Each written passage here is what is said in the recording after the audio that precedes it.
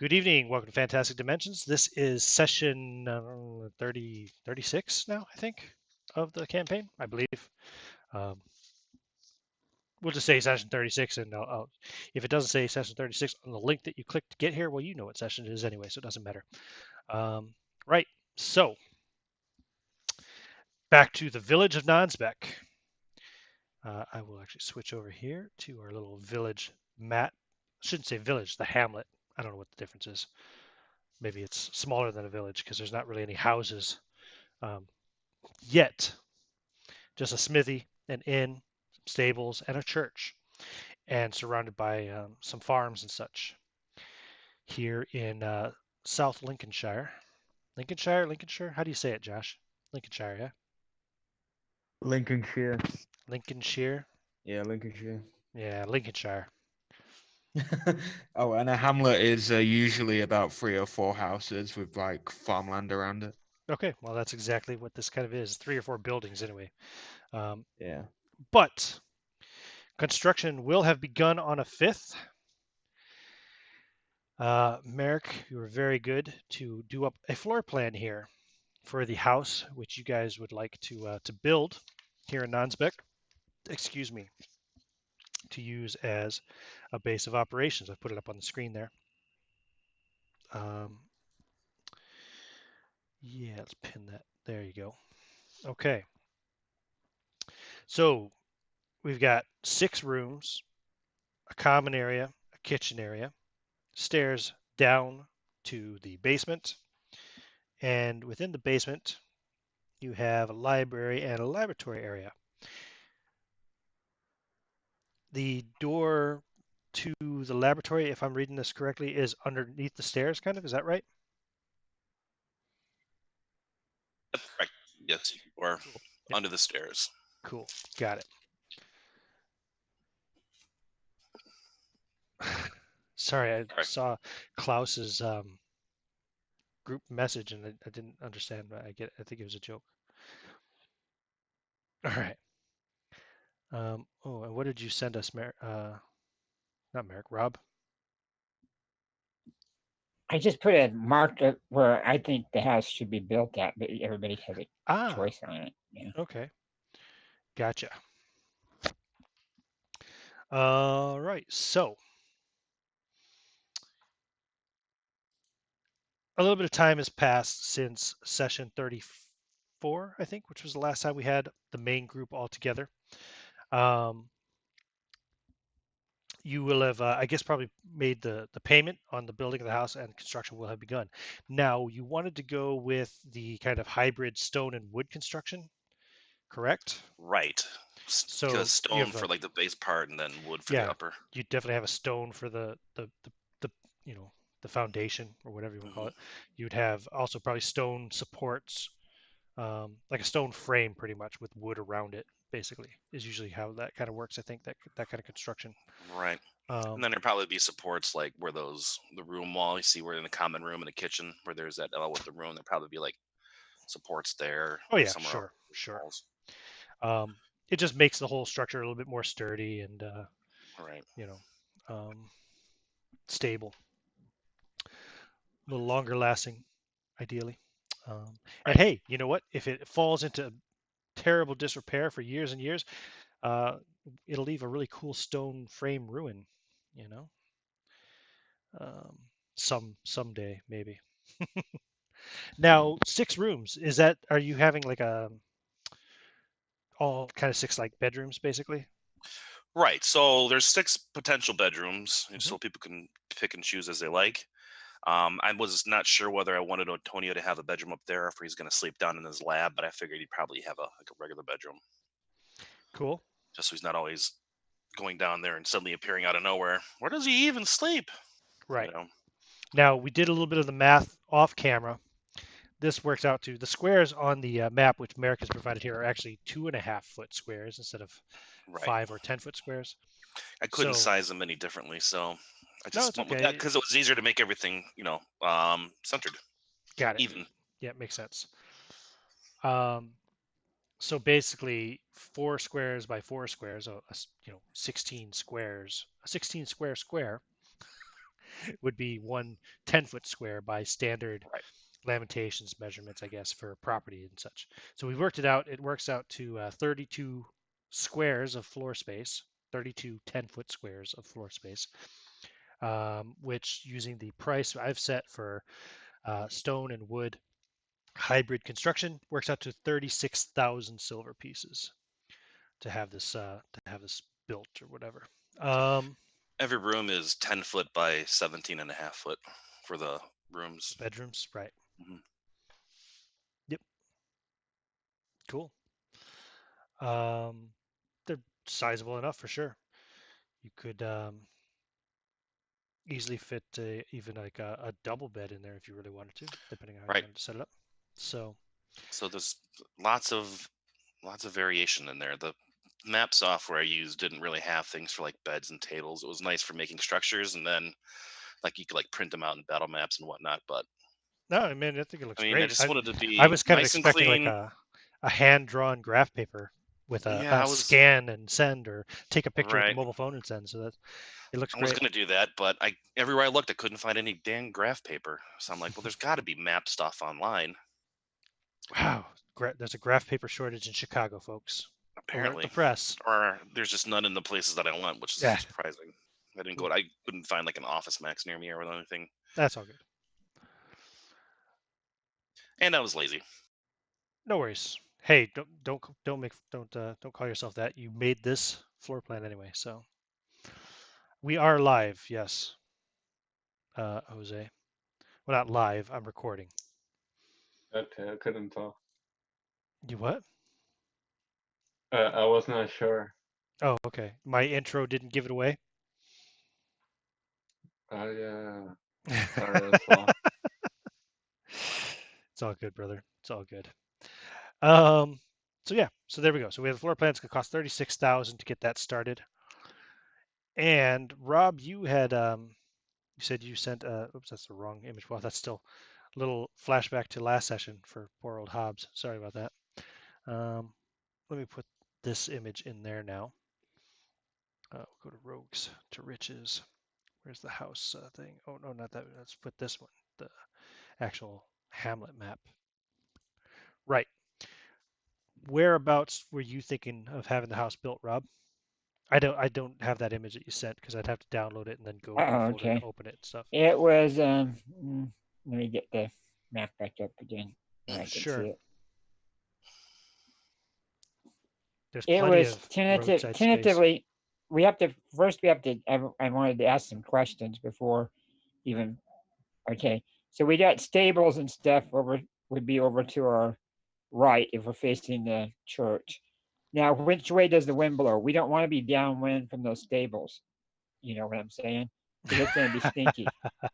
So we want to be upwind from the stables. So before we even consider that place that I have marked, which is just below the tree line, that little tree, kind of a group of trees there between the road and the church.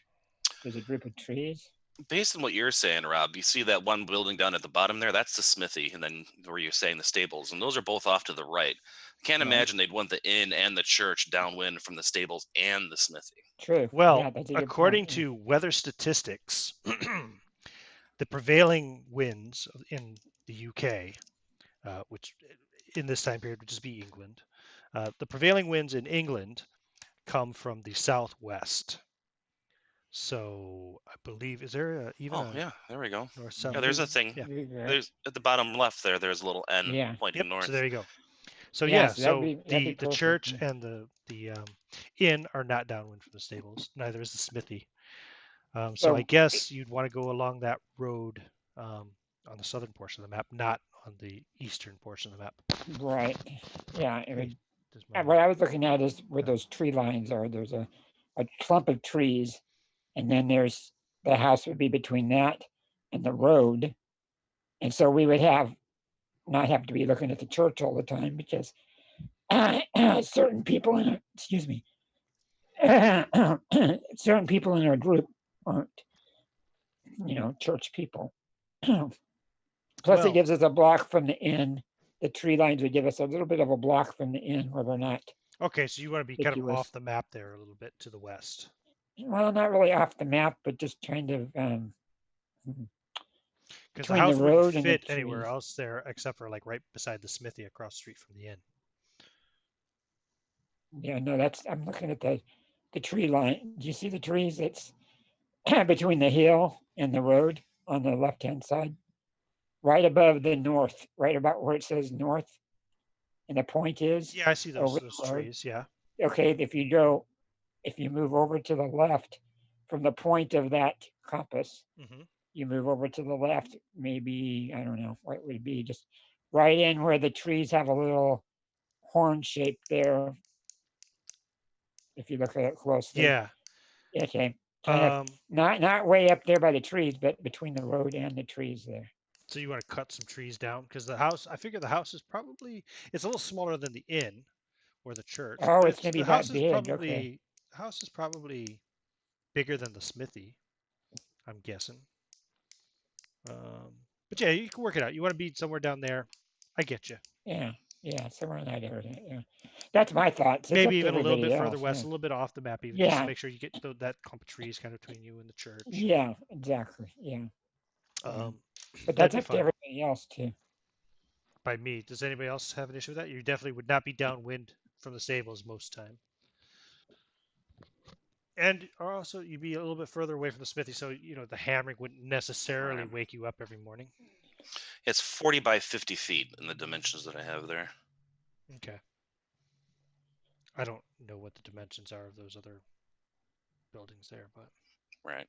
it's well. Wait. Oh yeah. There's a thing at the top of the map, isn't there? Sorry, I need to make it bigger so I can see it. I'm just looking at a little quarter screen on a laptop. So yeah, look at that. There is like a 10, 30, so 40 to 50. So right in between the 30 and 70 kind of area there.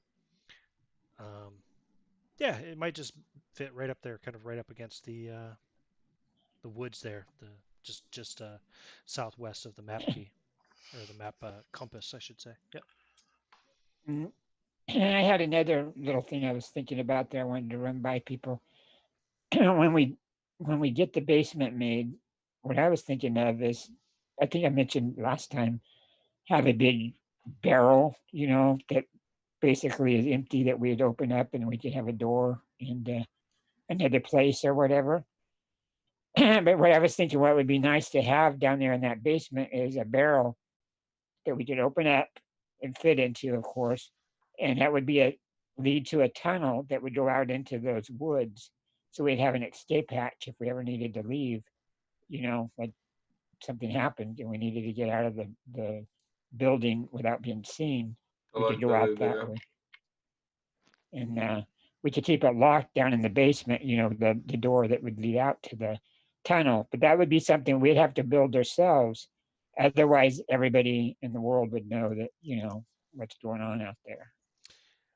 So Or that's you'd have something to to at least consider. hire a specialist to come in and do it, and then just make sure that he's discreet or something. You might be able to get somebody in from, say, London or somewhere. Yeah, that's just a thought, that I had that it'd be convenient. I mean, with all the stuff we But you're run not going to do into. that during the main construction. You're going to want to do that afterwards No, anyway, right? Yeah, right, because you don't want it right. to be Yeah, noticed by everybody. Yep. exactly. Yeah, yeah. That's good thinking though. Yeah. Keep that in mind. Maybe pop that in the notes if anybody thinks about it, for the future escape route to the south of the house. Out to the woods out back. Um, okay, cool. So the 36,000 silver pieces, how are we paying that? Okay, so right now, since there's only 3 of us there, There are indeed only three of you, Antonio, Cole, and Klaus, because just ignore these other two gentlemen. They are not here at the moment. so There we go. 3,600, They will be here momentarily, shortly. 1,000. Does Klaus do you have money, Klaus? Like It's big money? 240 gold each. 240 gold each or 12,000 silver each, All right. if you're splitting it evenly. Hobbs certainly didn't leave you any money because he was pretty poor anyway when he decided to go on his little adventure out to that valley out Yeah, west, that he had mysterious like valley. 17 silver on him or something. Yeah, he's the kind of guy who didn't like keep a lot of money. He just All right, spend it as he got it. exactly. And I know I have enough gold. I know Cole does because he had way more than me. What about Klaus? How much money you got, Klaus? I got a little problem. I only got 172 gold, so I can give you that and just keep the 42 silver. And owe you the rest? Yeah, You could do that, or you could work out maybe if you have enough money, if Cole and Antonio just want to pay for it themselves and split ownership of it, and then charge rent to the others. You said you had 178 gold, Klaus? 172. I mean, if they're okay with it, that I can give them that, and then when I get the rest, give them the rest. Yeah, I don't have enough to split it evenly with Cole. Oh, okay. I did a two shares in, and then we could just. Do you have your heart set on being an owner of this class, or do you want to just be a renter if you don't want to give up all your gold and be completely poor? I mean, I don't mind giving up my gold, but I mean, it's whatever you guys think is better. I just don't have the 200 and something. I only got a 172. Well, I don't So, want to push. I don't want to try to push you out. I'm not trying to push you out of owning the house, part of the house. I just want to make sure you're going to be comfortable with what you got. yeah. I mean, with 22 silver is fine with me because I don't really need much other than food, and I'm pretty sure 42 silver is good enough for me to last me a while for food. 22 silver, you said? Not 42. Oh, No, that's not even a month's worth of So food. if we did that, then if you gave us your All right. 172 and I put in my 240, that would leave Well, do you want to Cole work putting this in. on percentages? Because if you had Klaus pay a 1/5 percentage, right? Or 1/5, sorry, 20%. Um, that would be 7,200 silver that he would have to pay. I'm just thinking for division purposes, for future reference or whatever. It might be easier to do that mathematically. Right. 7,200 silver, or that would be 144 gold pieces, and so then he'd still have a little bit of money left over for whatever, because it's going to be a while before you go on your next adventure. It's going to take some months to get this all built up, and you're going to probably want to winter out here. Mhm. you know, um, it's not like we're going to kick anybody out. I mean, you know what I mean? If they want to mhm. stay there, we're going to let them stay there. So I'm So gonna I'm if gonna it's write this down on a piece of paper. So if Klaus pays 7,200 silver, which is actually 144 gold, which is actually 20% of the house. Now, taking 36,000 and minus 7,200, that means there's still 28,800 left between Cole and Antonio. Would you have enough to then pay that? Let's divide that by 2. That would be 14,400, or convert it to gold pieces. That'd be 288 gold pieces each. Would you have enough for that, Antonio, or How much now? 288? Oh, I have enough for that. Yeah. So you want to do that, and then if anybody else moves in, they can either pay one of you guys off, or essentially, um, let's assume the sixth room is just a spare for a possible, Oh yeah. Right. I was live thinking for a like. live-in butler or something later on, or a Right. security guard, or who knows, It could even be split into two for like a you know. storage even, just make it like an extra storage Right. room, or who knows. Maybe that's the whoring room, so like whenever somebody has a Jeez. girl over and they don't want to mess up their own room, they go in there, whatever. So, Oh, so I did something wrong. I just realized because remember we were talking in the chat before about how much it was going to be, like 200 and something or something like that. I took the money out of my thing before, so that's why I have less gold. Oh, so you already reduced your money. Yeah, I already took it out because I remember I wrote in the chat that I had like 270 or something like that. How much did you pay already? I don't remember. I'm It would have trying You to been better look. find out. 240. Would have been 240 because that's what the. Yeah, because I was scrolling up because I was like, I remember I had way more money, and I'm like, something's not adding up. Are you sure about that? Yeah, That's a I see it lot right of money, now. man.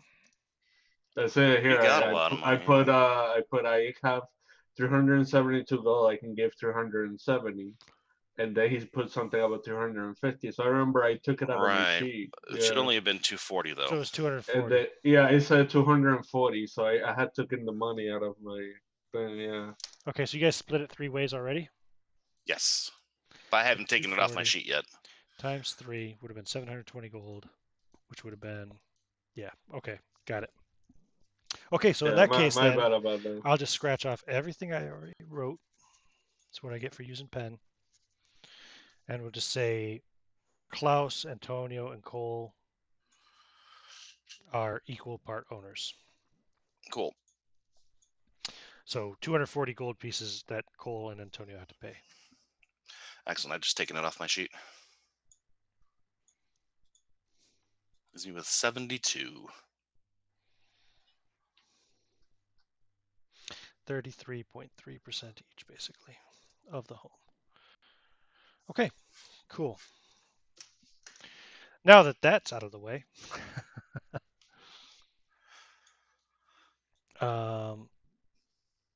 okay, Mark has gone to the restroom, so I won't introduce his new character just yet. I'm back now.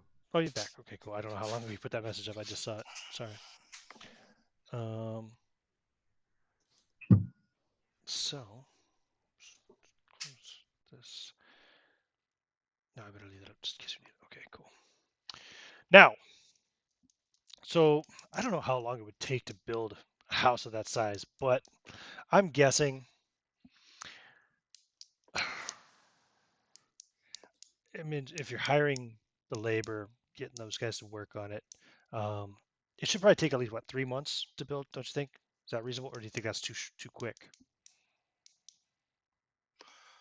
3 How months long to now? build a house of that size, keeping in 3 mind, of course, the months? technology, the time. Maybe that's too quick. Well, let's ask Mr. Google.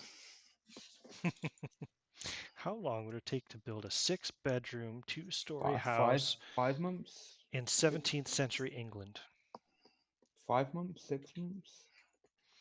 Considering you're 110 miles from London, you're less than 10 miles, I think, from Boston, though. Yeah, the biggest town would be Boston in that time.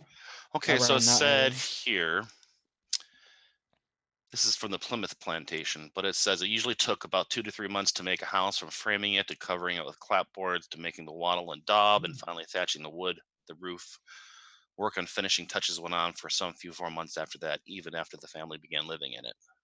Okay, so what did it say? Like a few months and then a few more months? 2 to 3 months and then a Yeah, few more 2 to 3 months? months, and then adding like little things in there, Cool.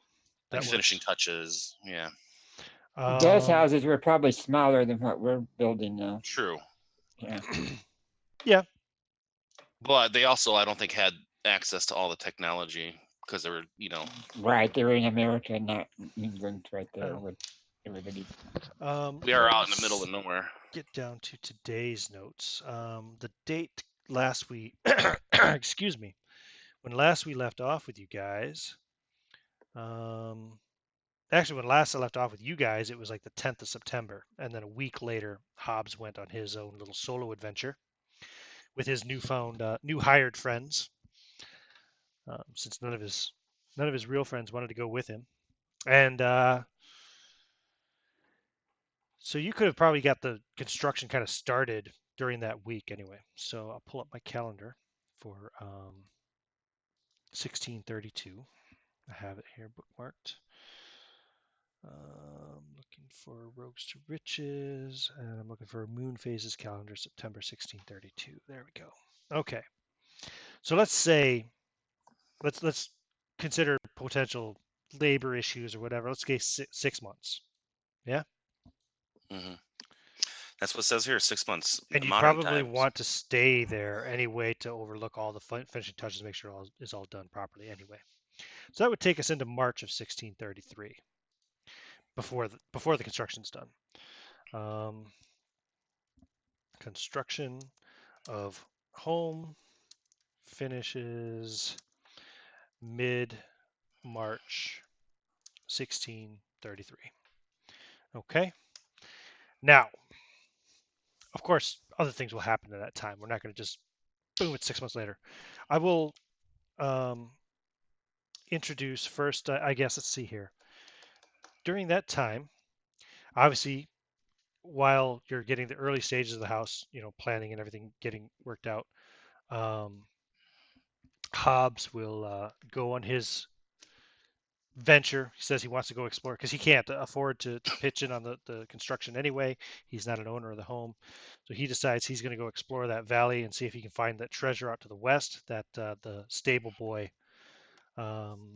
whose name was Randall, had mentioned to him. He decides to go out and explore that.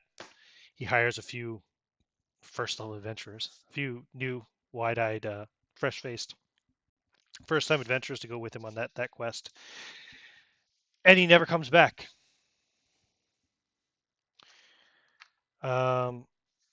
This obviously is very distressing to Cole, Antonio, and Klaus, I'm sure. Do you want to organize a search party and go out to find him?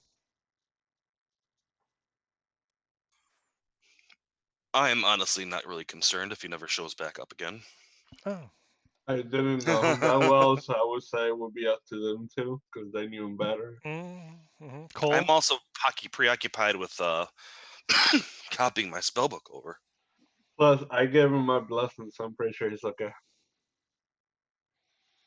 Right. Yeah, you did bless him. Yeah, so I'm sure he's okay. Okay. And Cole? No? I mean, it's already kind of two people have already said they don't really give a shit about him. Unless, No, he's a no, big man. He's a big guy. He knows what to do. Right. he's an adult. Okay.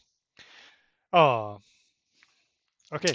I will wonder about it occasionally, but I have my spellbook I need to copy over. Right. What are you copying?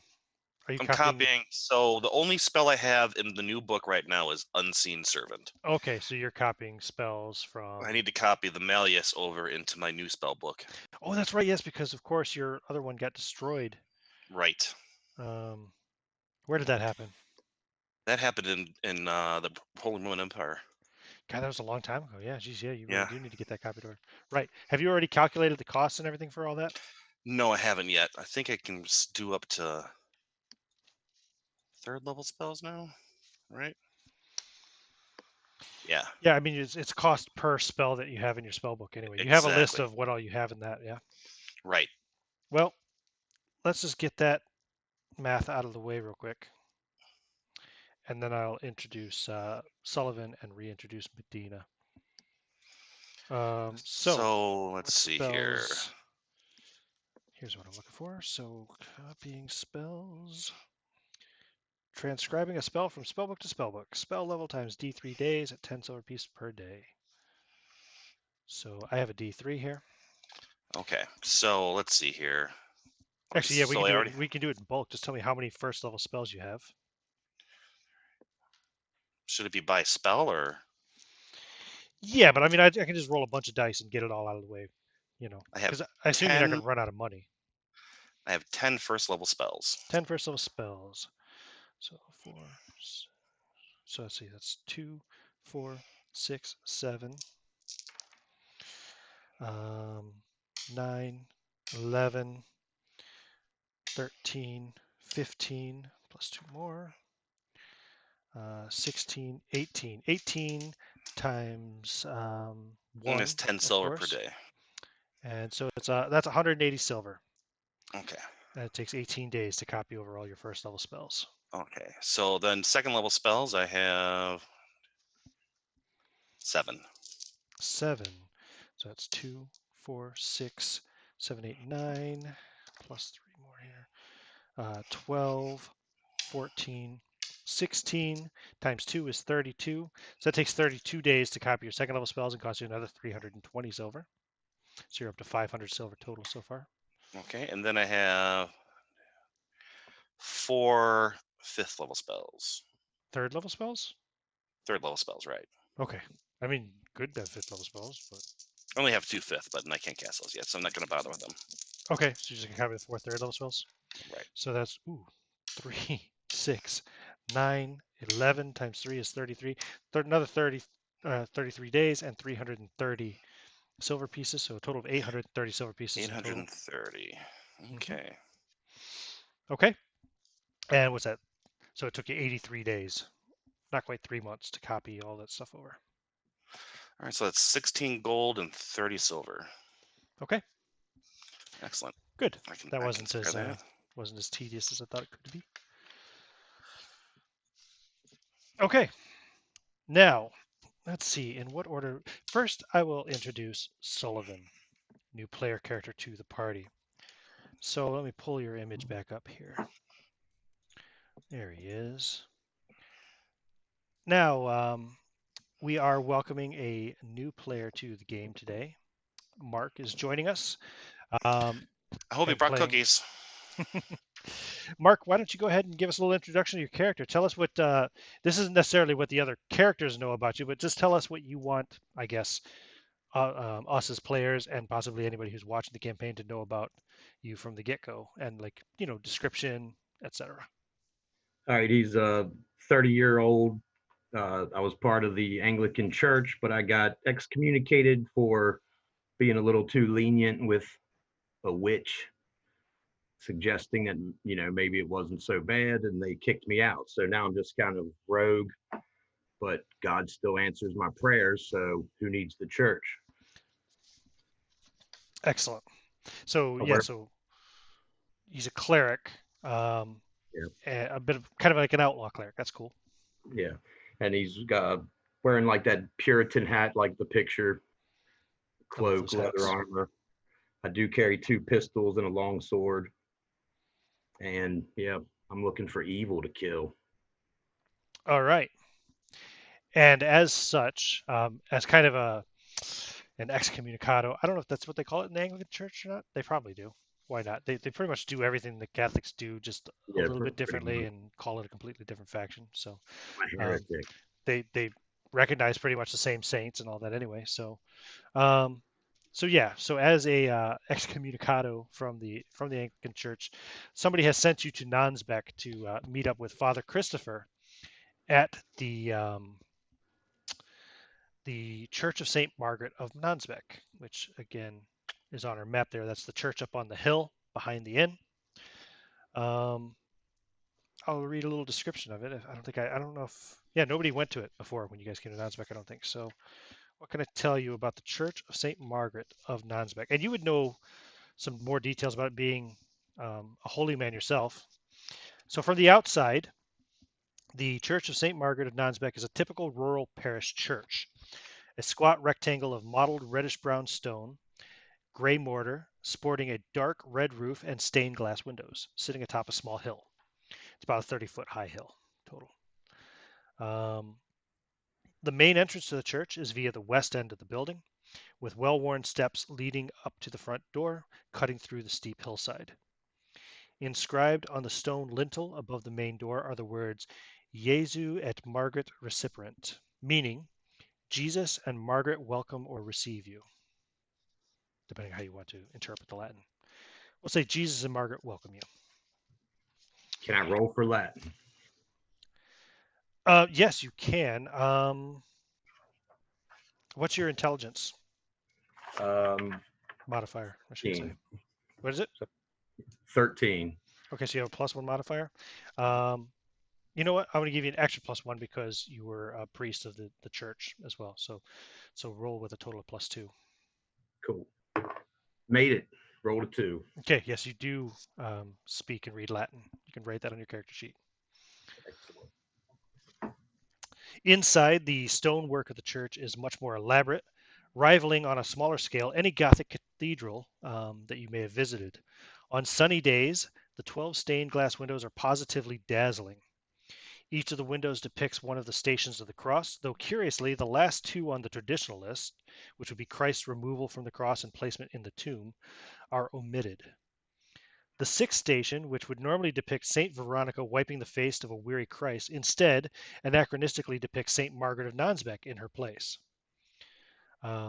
This can be gleaned from the clear label underneath the saintly woman, which labels it as Saint Margaret, as well as from the monkey perched on her shoulder.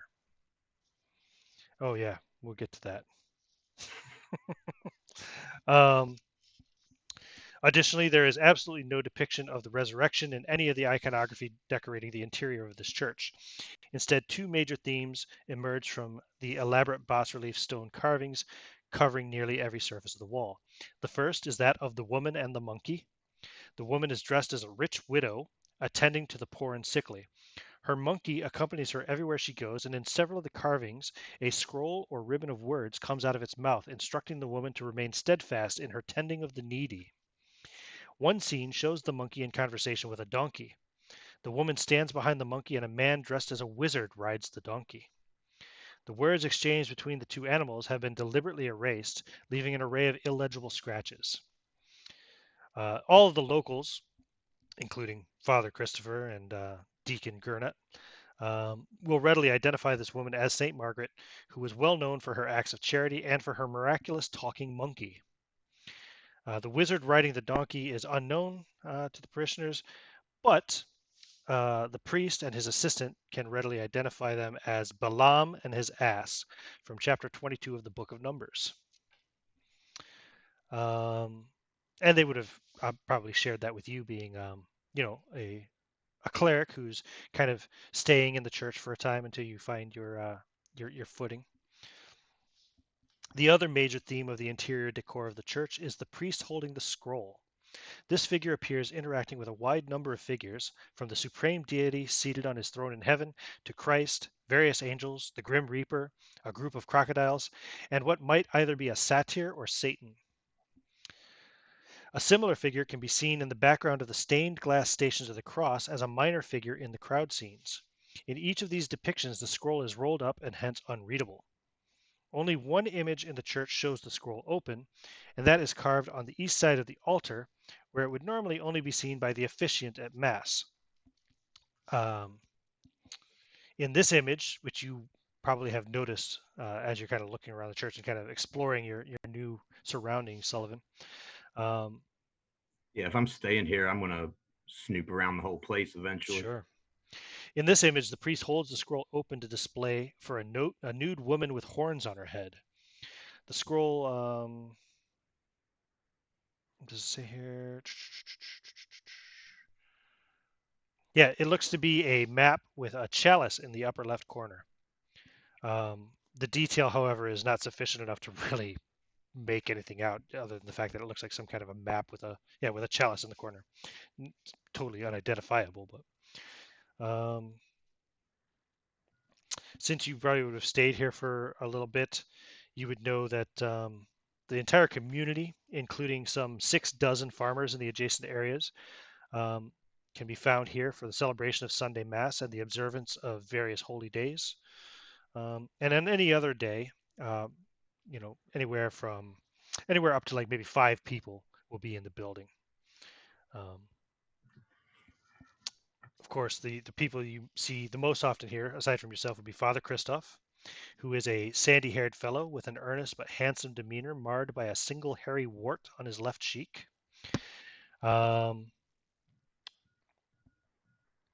Just see here. Yeah, you would know from interacting with him anyway, he takes his duties as a priest very seriously, but he does seem ready to blame ordinary inconveniences and misunderstandings on the machinations of hell.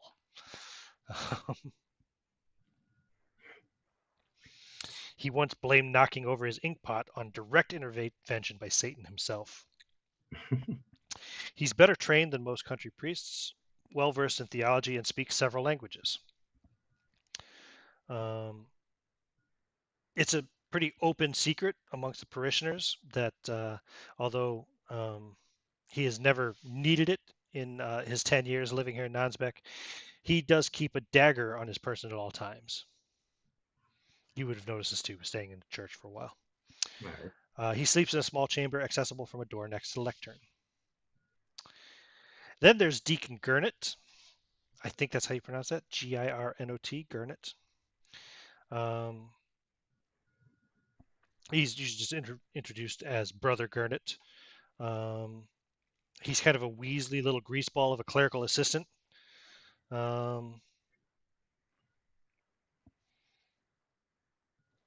Says that he, let me see if I read this right.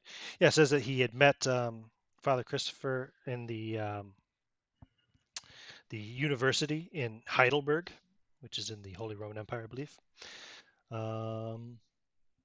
Anything else in here important about him that I need to tell you? Not really. And then there's Widow Graham, who comes frequently. She is a formerly happy middle-aged woman who has fallen on hard times. Her hooded cloak and frock are threadbare and patched in several places, and her neck possesses the saggy looseness of skin, sometimes seen when a plump person loses too much weight too fast. Widow Graham was once the wife of a Henry Graham, who was a relatively successful man living 6 miles to the south of here. But he and her two sons were killed in a bandit raid on the farm 5 years ago, and she then moved back to the Nonsbeck area to live with her poor brother and his family. She visits the church several times a week to weep and pray for the souls of her slain family. Okay, so that's the details on the church, which I didn't get to read in our previous session here in Nonsbeck. So I've now read that out loud and on camera for everyone to know.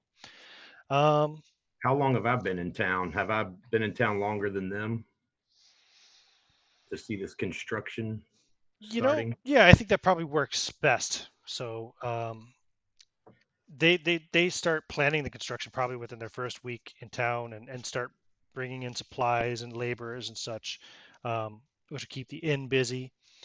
So the town gets pretty busy then shortly after these guys arrive, and now I'll pop them back up on screen.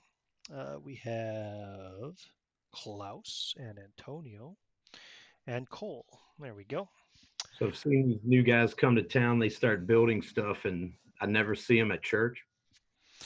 Well, that's a good question. So the first week going by, do any of you guys attend church or not?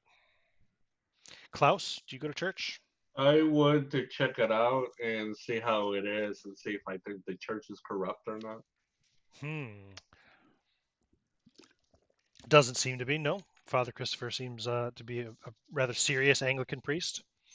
Deacon Gurnett might kind of rub you the wrong way a little bit. He, like his, he's described as weaselly. Um, he's the kind of man who looks to be of so obviously ill intent that no sane person would ever trust him. But looks can be deceiving. Who knows? But that's just the impression, the first impression that he would give on anybody who pays any attention to him. So obviously he's made that impression on you, Sullivan, since you've been staying here. But he's good friends with Father Christopher, and Father Christopher seems quite fond of him. So, he can't be all bad, right? Right. You mentioned that the priest spoke several languages. Yes. Are any of those, let's see here, Italian, Dutch, Spanish, or Czech? Let me decide right now. Father Christopher.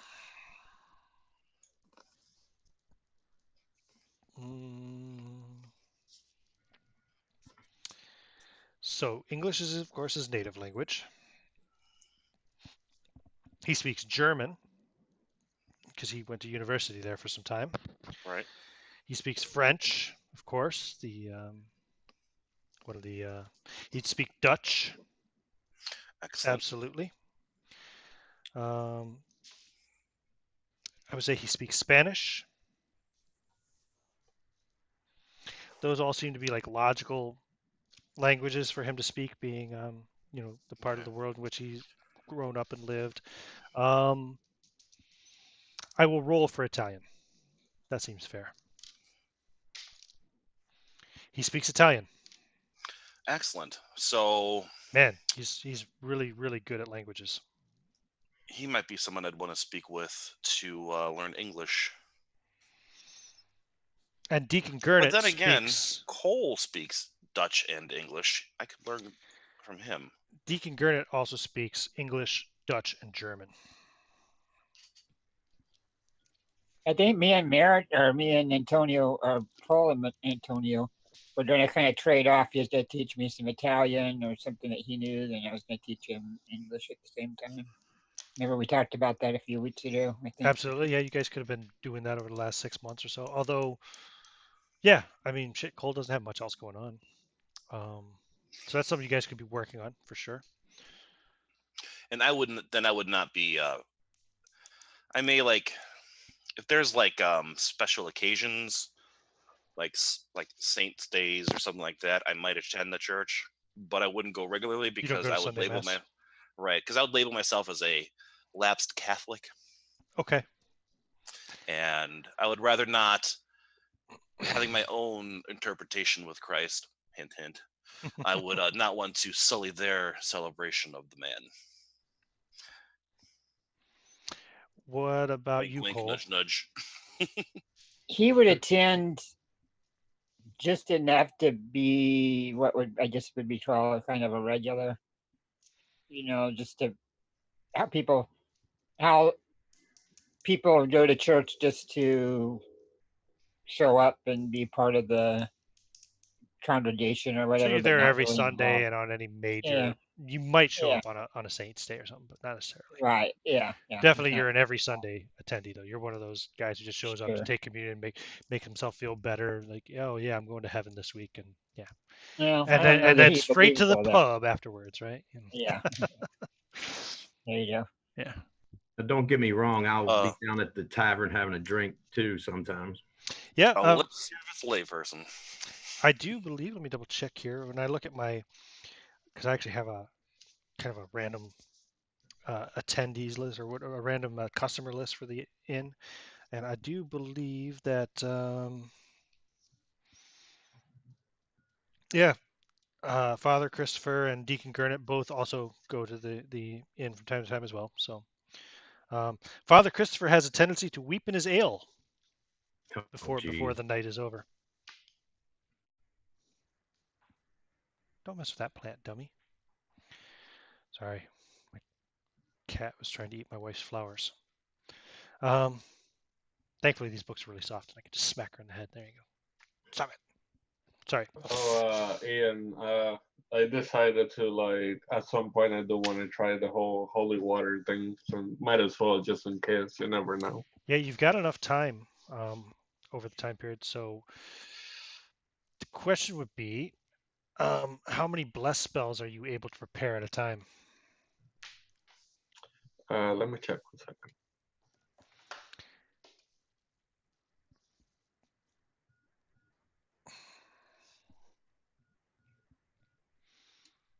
Nope, I can prepare 3 at a time.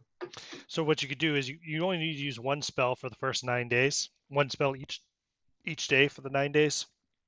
You can do that on a whole I can't remember the term used, but like a container of water. And then when it comes time for the 10th day, which is when the actual water becomes enchanted holy water, if you want to call it that, blessed holy water, you would need to, you could take 3 vials of water from that decanter or whatever it is, and then you could cast bless on each of those 3 vials on the 10th day, and then you'd have 3 vials of holy water. Yeah, that works because then I would keep 1 vial and then I would give Cole and Antonio the 2 just in case, you know. I don't think there's any cost to that. Let me double check. Is there anything on here about cost for? It's just water. Yeah, no, it's just water and bless spells, which are free. So, yep, there's no cost involved. Oh no, the vials, of course. You'd have to buy the vials, but what's a vial? I think it's a silver piece, or probably maybe less. Let me see. Vial or bottle, empty. 5 copper actually, so you get 2 for a silver. So, how many do you want to make in total over the next 6 months that you're going to be spending? Oh, next 6 months. So 6 Let me months, see. you'd have approximately 18 opportunities if you did this every 10 days, but I'll do like 12. 12 vials? Yeah. Okay, so that costs you 6 silver, Uh, and you have I want to 12 make some vials too. of holy water. Can I make some too? Yes, absolutely. How many would you like to make? I'll take 12 also. How Okay. much was it? 6 silver pieces. That's just the cost of the vials. Because yeah, you get water for free from the well.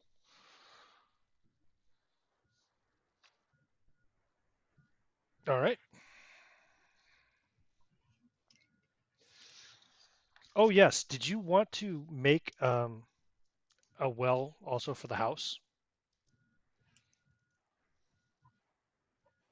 That would probably be a really good idea. Yeah, You had talked about having an and independent well. I would say, and that would be just a stone construction, probably not stone and wood. Predominantly stone, right? right. So it'd be 1 square. So it'd be 1,500 silver pieces extra for the well. Hmm. 1,500. Yeah.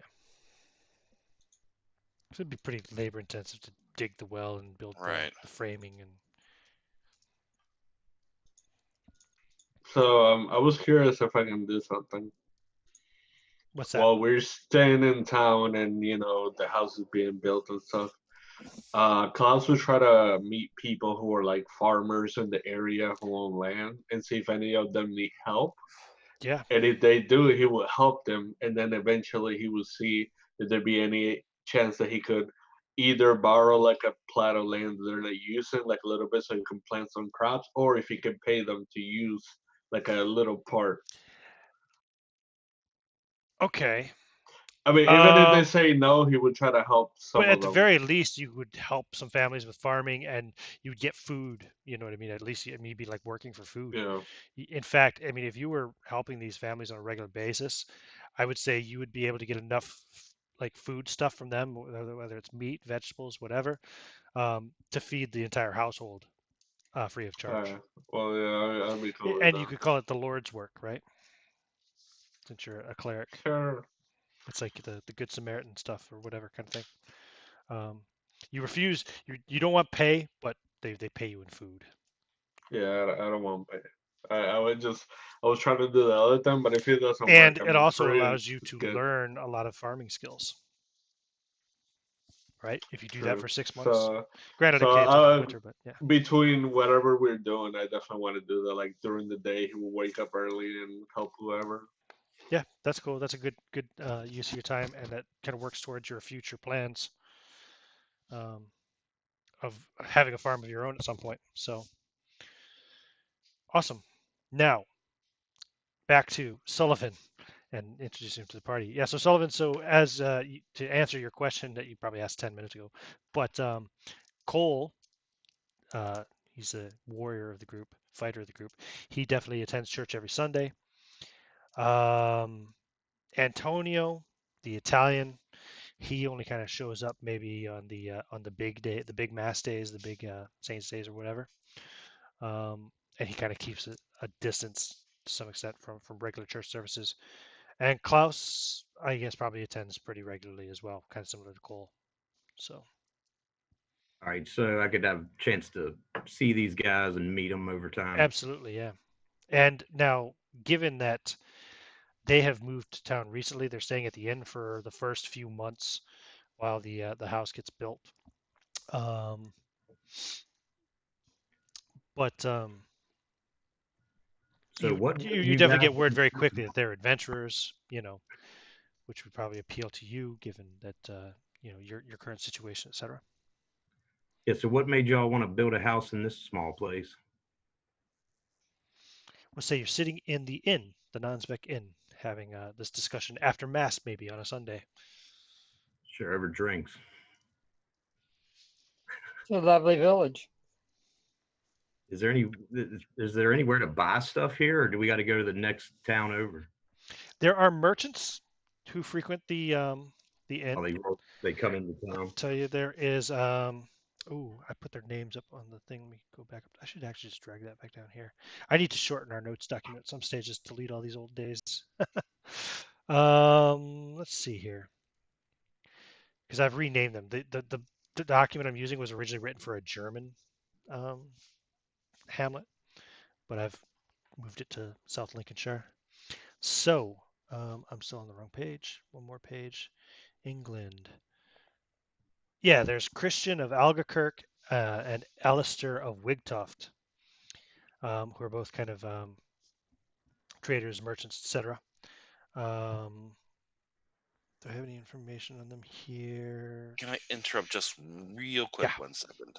sure. I don't know if it would apply to this, but would those blessing points have helped me transfer spells quicker?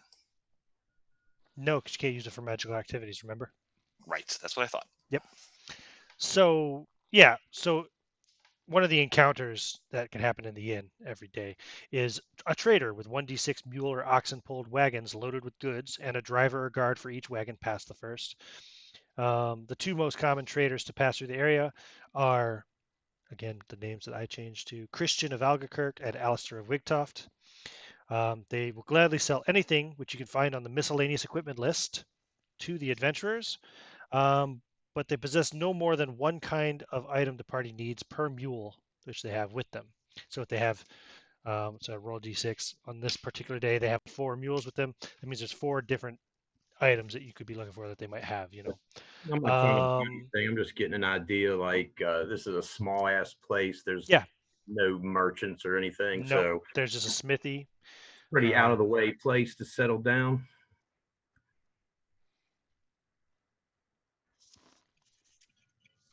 How long is this into our, what language are we speaking? Oh yeah, good question. This is probably English. pretty early. We'll Okay, say so the I wouldn't first know couple of English yet. weeks. Yeah, okay. What So languages do you speak?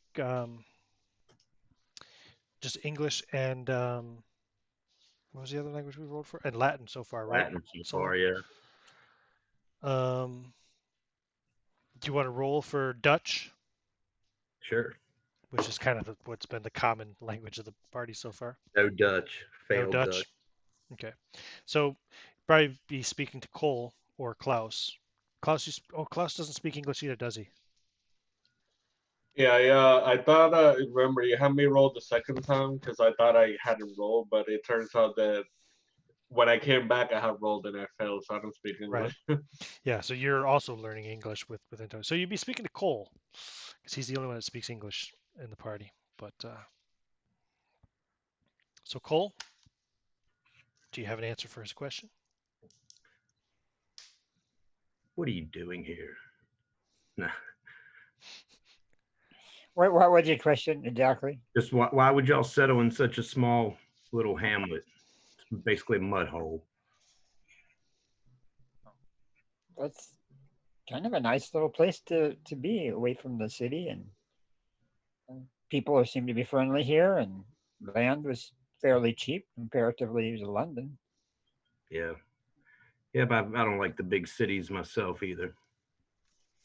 Yeah, we had a touch of them here and there, and our travels, and it didn't seem to work out very well. To complication. This is a little bit more. We can have our privacy, yet we have some, friendly villagers around that we can uh, hang out with and uh, have social gatherings with. I see you made a lot of holy water. Are you expecting trouble? I didn't make the holy water. Oh, I'm oh, not. sorry. Yeah, I just the friend here, Klaus. He's a little religious, and sometimes religion takes over, maybe more than what's needed. But we appreciate that his thoughts of making that for us. Is your friend a holy man? Yes, he is. Yes. What religion is he? What religion are you, Klaus? I can't remember. Catholic. You're what? Catholic. Oh, he's a Catholic. Oh, He's Catholic. Yeah. well, that's I guess it's unfortunate, but okay. Well, everybody's got their own, and yeah. That's If you right. anything you want to ask him, just let me know. I can translate to Dutch. Do you speak Dutch? No, I don't. Okay. Fortunately, I speak English. I was raised here in England, so I know English and I know Dutch, but they know quite a few other languages, but I don't, unfortunately. Well, I'm learning. I'm learning from my friend here, Antonio, and I'll point to him. And he's Italian, and he's teaching me Italian, and I'm teaching him English. So, Interesting. and same way with Klaus, I'm trying to teach him English Well, also. it's good to see some new faces in town, some entrepreneurs.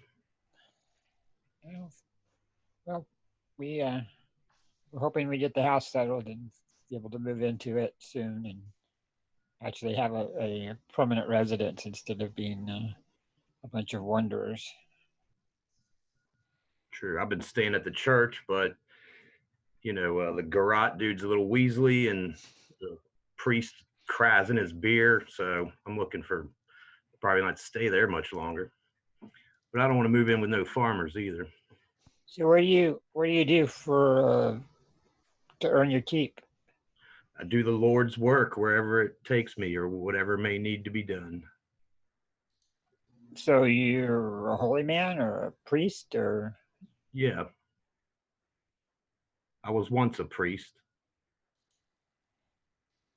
I'm still okay? a holy man. Yeah, it's seems to be that the area is crowded with holy people nowadays. So, Yeah, uh, church. The church is just at war with itself. I don't think God likes that. These archbishops and bishops and popes, I think they're sinners. give me a moment to translate what you're talking about, where they're not just sitting in the dark here while we're communicating. So hold on a minute. So I'll tell them in Dutch what we've been talking about. Ask them if they wanted to ask him any questions. Another holy man, huh? Interesting. Ask him. So he says he left the church. So I'll repeat that to him too. Well, I didn't leave of my own will. They kicked me out. Hmm.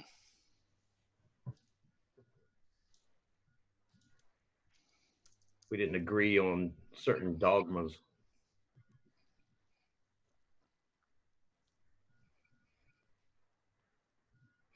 I see. Heck happened there? My phone just turned Siri on. Does that sometimes? Weird one. I was like, I see, and it's like, huh? Let's see here. Questions I have for him. So he's been in the town for a while. What made him decide to settle here? Just wherever the Lord leads me, I Oh, find myself here. Perhaps it's the Lord's will that I've met such men as yourselves. Perhaps. I'll tell Antonio, kind of quietly, but in Dutch, I'll tell him that you're getting surrounded by holy men, aren't you? Yes, it's quite uncomfortable sometimes. Can I try to learn his Italian or roll for it? Yeah, I'm you can roll for it, I Dutch though, suppose. Oh yeah, Italian, they're speaking Dutch. Sorry, yeah, they're speaking Dutch. So but he is Italian. but I am he Italian. is Yeah, Italian. Yeah. You could roll for Italian though. See if you sure. speak Italian. Nope. Nope. Okay. Speaking of the Lord's mysterious ways, Medina, you've been traveling north for a while, and you see this tiny little hamlet, tiny little place. Um, where's my image here? Yep, wow, there we go. Put Medina back up too. And thank the Lord, there is an inn. This, of course, would be back in like mid September or mid to late September, 1632.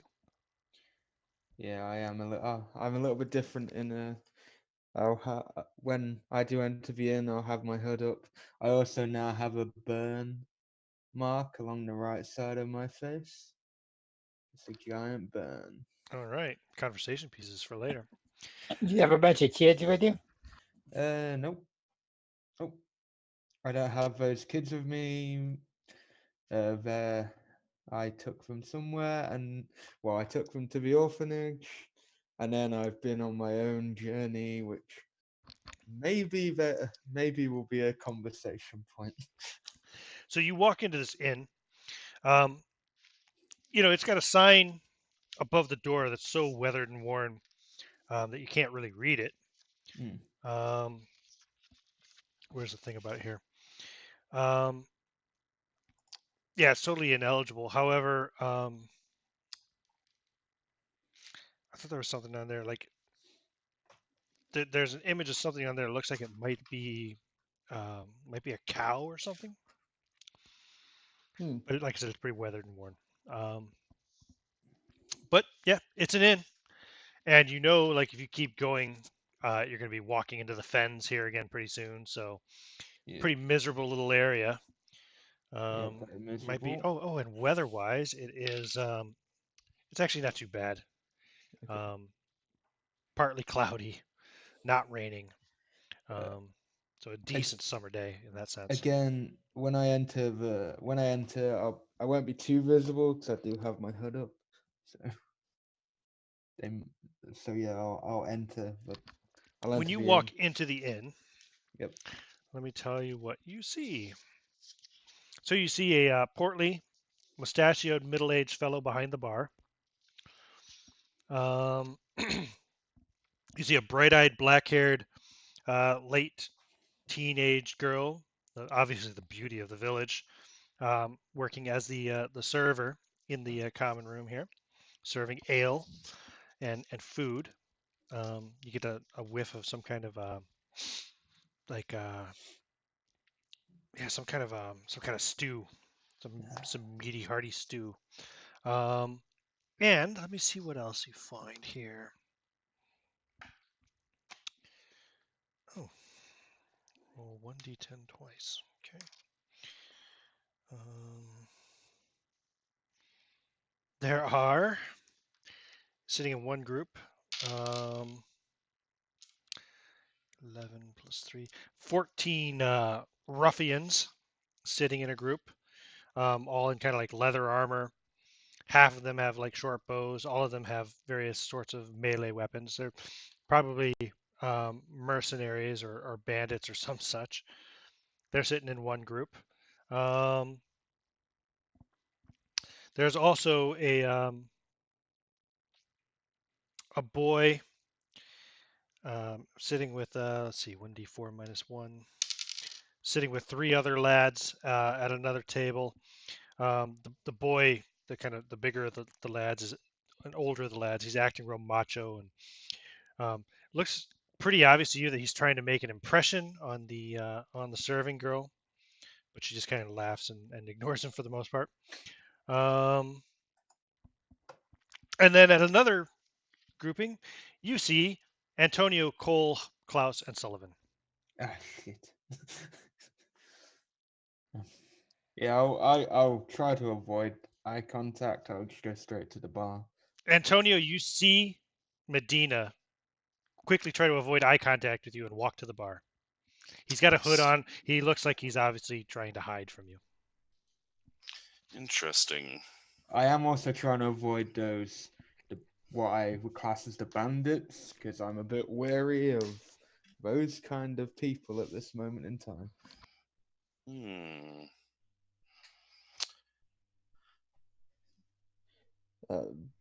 At this point, let's see. This Barkeeper, is late September. When did you last see? you're muted in. I'm muted. Can you hear me? In Zoom, you're muted.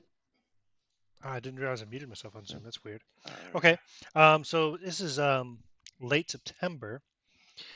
You have not seen Medina since when? Since the issues back at since the very early August, like the 2nd of August. So it's been nearly 2 months when you last saw him. Um, yeah, at that near that inn, or it would have been at that inn, the Soldiers' Rest back in Yep. the Orne Mountains in the southeastern edge of the Holy Roman Empire, kind of the borderlands with the Holy Roman Empire and Bohemia. I did have a horse with me, so I would have come on a horse. So I will have had before I entered, I would have put that up somewhere. Okay, probably tied it up Yeah. the hitching post outside. Yeah, no. And then I'll just go straight up, avoid contact with Antonio, and then the grief of bandit-looking people in the corner, and just walk up to the barkeep and be The like, ruffians don't seem to give a shit Yeah. about you. Yeah. Are those the Just same enjoying their gentlemen ale. we saw before? Nope, different group. Hmm. Well, I wouldn't know. I'm still wary of them, so I just walk up to the barkeep. Hello, have you got any rooms available in your inn?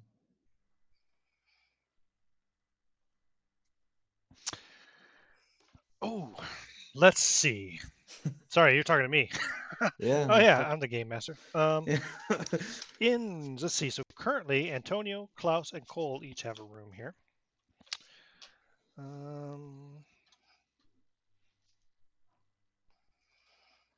How many rooms did you say? Oh, I said last time how many rooms you had, didn't I? Yeah, I don't remember though.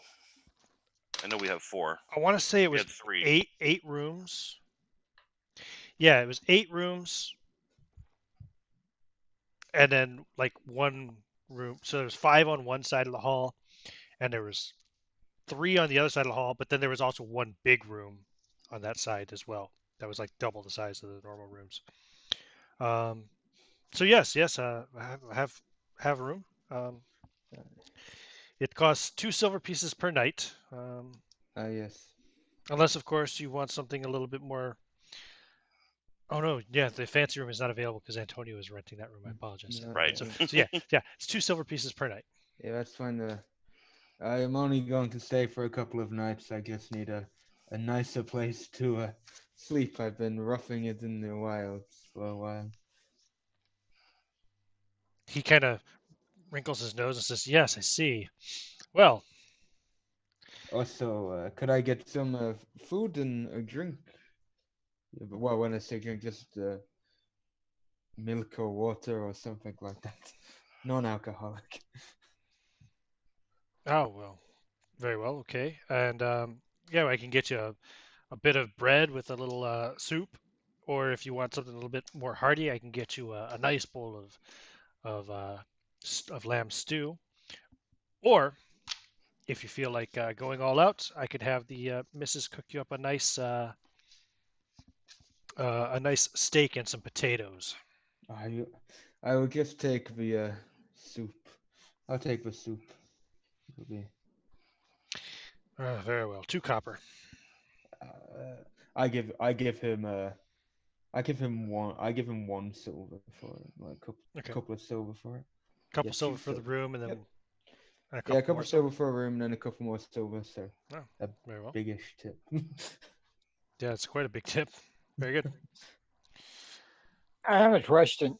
Since Cole is a fighter and is always on the lookout for something that's going to happen, could I roll to see if I recognized his gait and his, stature, like is Yeah, somebody sure. familiar?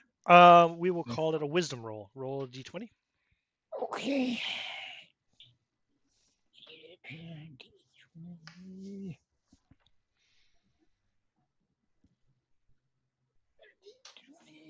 rolled a 1. Oh, well, yeah, you definitely. In fact, you recognize at first the gate catches your eye. You're like, that looks something familiar about that man in that hooded cloak, but you can't see his face. And then when you hear his voice, when you hear him talking to the innkeeper, you recognize. Medina speak English? Yep, he Yeah. does. Okay, cool. Just checking.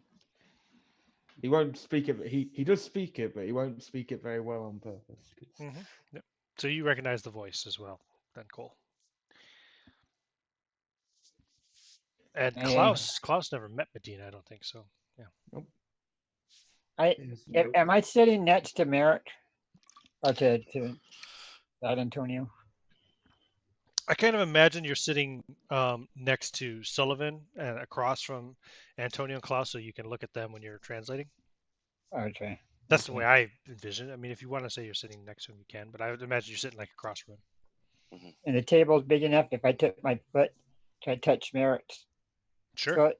Yeah, Okay. you can play footsie. I'll give him a tap. You can play footsie with Antonio. I don't know who this Merrick is that you keep speaking of. Okay, Antonio. Well, there's so many Antonios we were throwing around here. I'll give him a tap with my foot, and then if he looks towards me, I'll move my eyes towards Antonio at the bar. I'm sure he does. Yeah, and I see you do that, and I just kind of wink and nod, and then I caress your foot with my own. No, I'm kidding.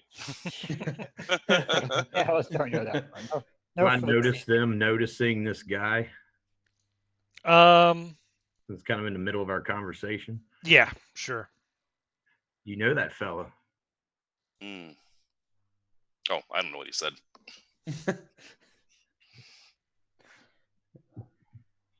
Yeah, I will just sit down after getting my drink, and now I'll just sit down at an empty table. Okay. Cole, do you answer him? I didn't hear that question. I'm sorry. What was it? You know that fella there at the bar y'all were eyeing. Yeah, yeah. I think he's somebody that was a compatriot of ours until fairly recently. Oh, well, if you wanted to go say hi. Yeah, Oh, he kind okay. of he kind of left us, and yeah, if he's interested in talking to us, I'm sure he'll make his way over here. I mean, there's three of us that he knows, so Two. two. I thought he knew. Oh, he doesn't know Klaus. No. Oh, okay. Oh, Shakir knows Klaus, not not Medina. Okay, so yeah, What is he, a Moorish man? Spaniard? Spaniard. Medina is. Yeah, he's a Spaniard. Maybe with some more in him. I'm not sure. So Didn't ask Medina, his like, pedigree. if you're paying any attention at all, you'll hear them talking about you. Yeah, I will be still. I'm very wary of even entering this establishment because I'm a bit terrified of I'm being followed. So I'm not. I'll hear it, but I won't really acknowledge it at And the this door moment in time. opens, and a Weasley-looking man walks in. Oh, great. It's Deacon Gurnett.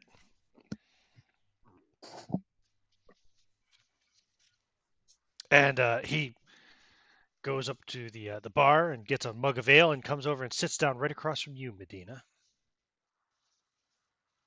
and just kind of sits over his drink, looking at you. You're new here, yes? He speaks with a Yeah, thickly accented English. His accent is German.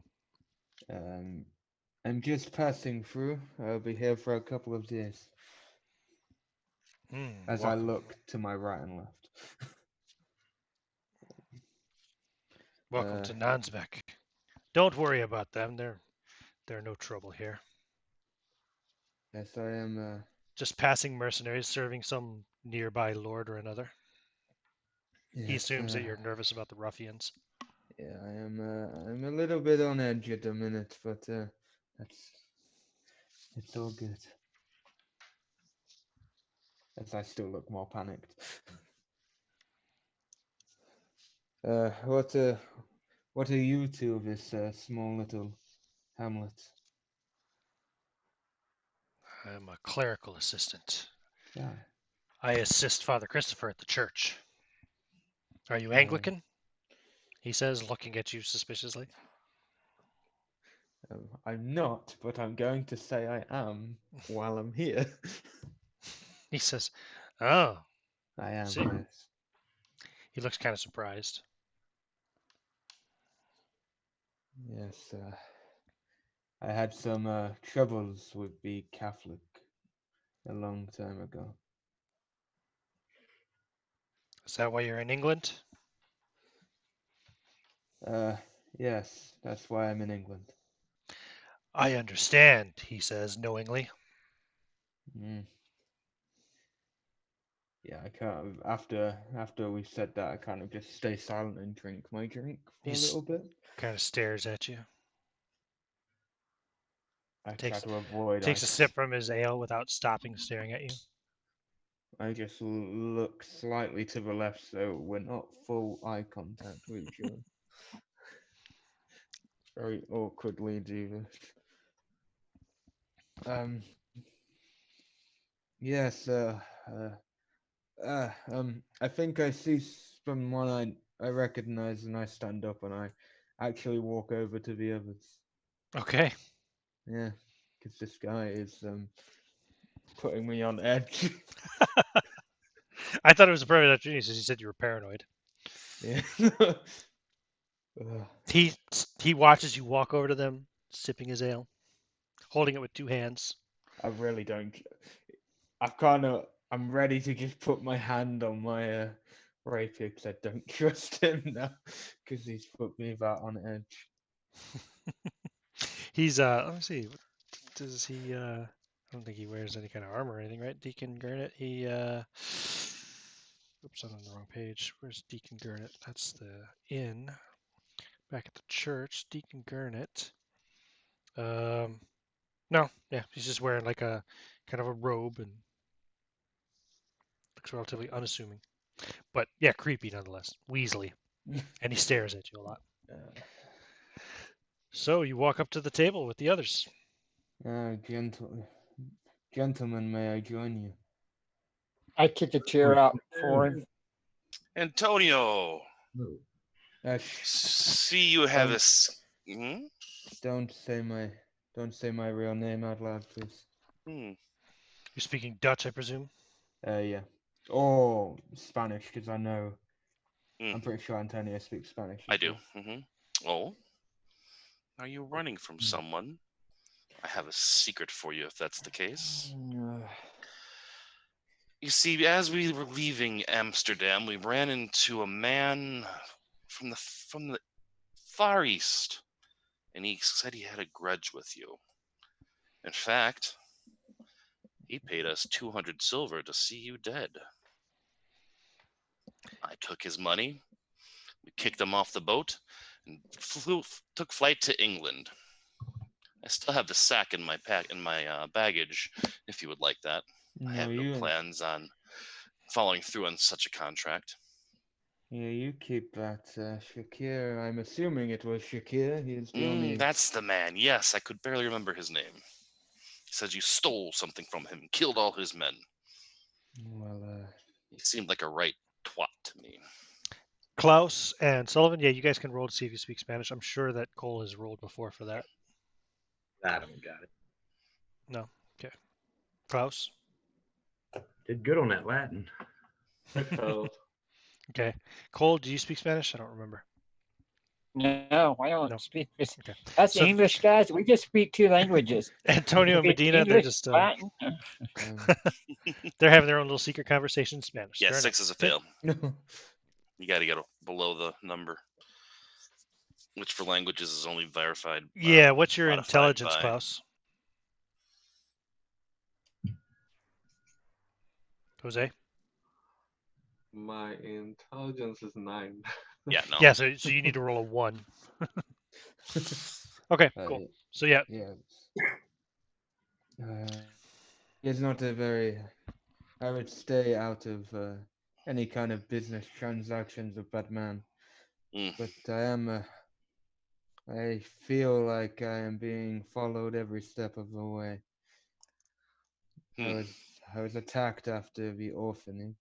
Yeah, I So I went noticed. back to the orphanage. Were you able to get those children out of the camp? I'm gonna say yes, but I don't. yes, you were. You Yes. they allowed you to deliver them to a nearby orphanage. Good. What happened to their parents was bad enough and need not be visited upon them as well. Yeah, you Yes. would have seen all the parents hanged. Yeah, I And- was with the children when they got hanged. So.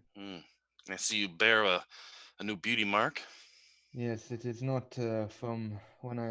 It's not from that encounter, but Mm. a recent one. My first step in London. I was cornered by one of Shakir's friends and another Oh. old associate of mine, a I see. Mr. Lozelle. I'm assuming if Shakir was in some form of contact with you, he may have mentioned him. But He did mention he had agents here. I trust you're able to put paid to him, or is he still around to dog your heels? oh, they did this to me. I managed to get away. I try to avoid violence as much as possible. I see. So he is still sniffing around somewhere. Yes, which is why I am a bit wary of people saying my name out loud. I see. I see. Well, this is a rather out of the way place. Strangers do tend to get noticed quite quickly. I imagine if your shadow should appear here, perhaps he might find himself lost in the woods one night. Well, I'm hoping, one thing I'm hoping is my family are okay. Hmm. But that's an issue to worry. I don't remember if the guy said anything about the family. Shakir, did he? No, he didn't. Okay. I think he might have mentioned the family. I don't remember, but yeah. There's nothing we can do about that here in England, Yes, they're in Spain unless still. you got a way to get me 14 levels real quick, so I can make some awesome magic device to suck them from wherever they're at to here.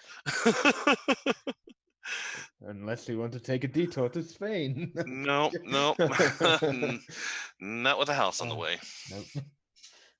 He's just like, well, here's some money for a round anyway. On me. What shall we call you while you Serving are? girl walks over. Belladonna. She just kind of blushes a little bit and smiles and bats her eyelashes at Antonio. Even though he's still got his scar, he is still quite a handsome man. So he will. Yeah, she looks to Medina and says, "Did you say something about a round of drinks?" Yes, a round of drinks for for all these 5 of you. gentlemen. Yes.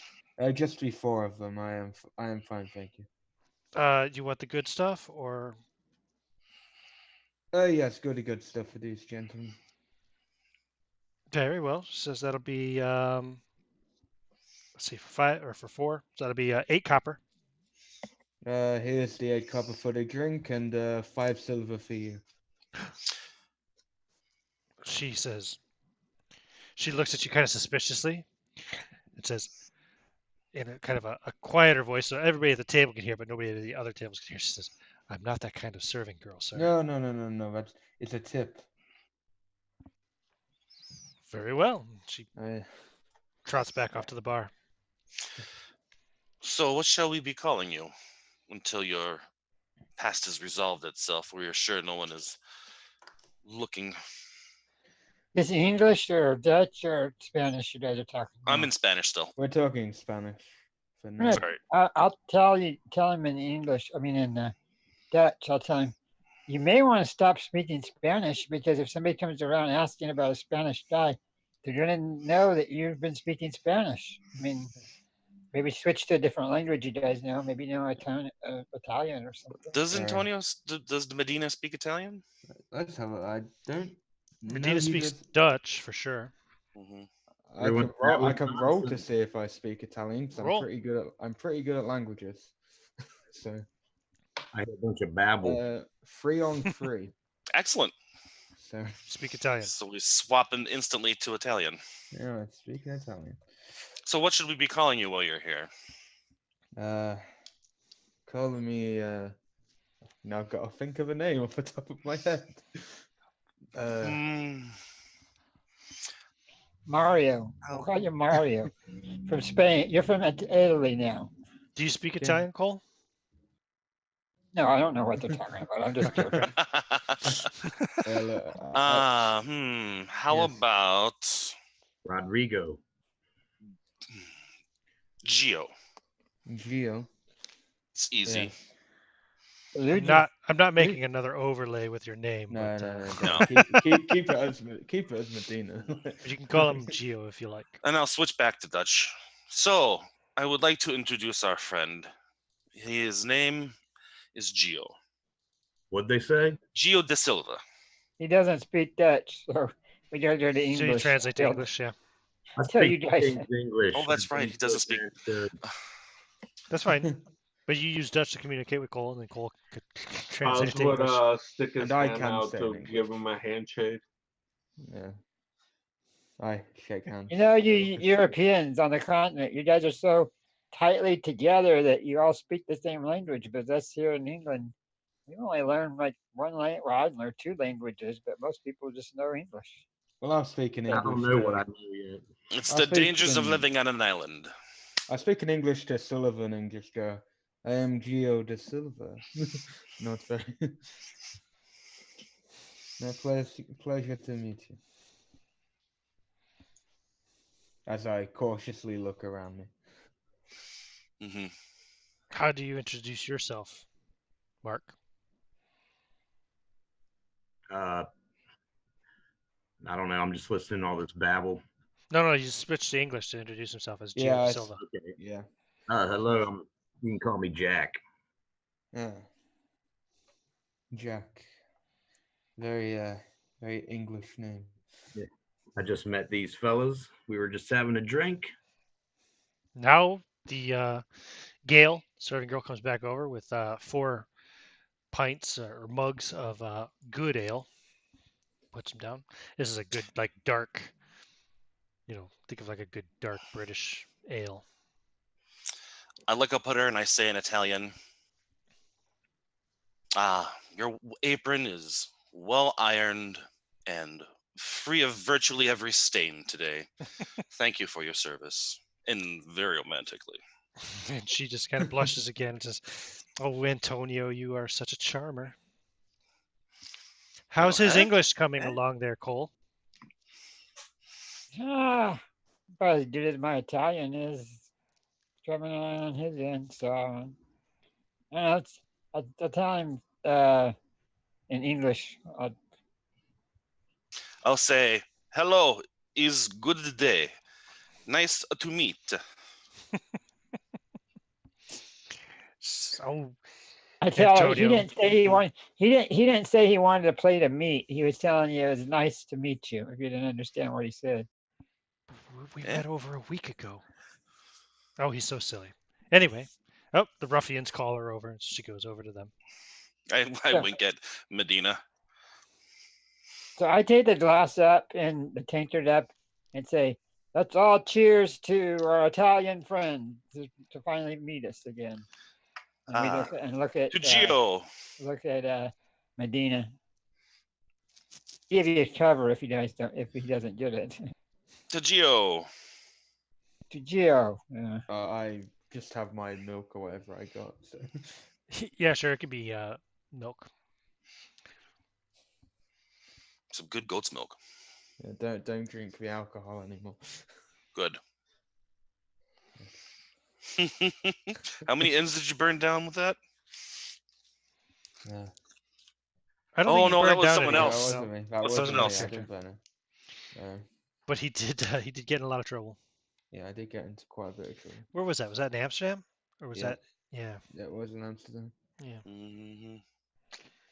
All I right. had to Before we got our apologize. private home, yeah. You guys are quite a colorful group from all over. Yes. So Jack, have you heard of any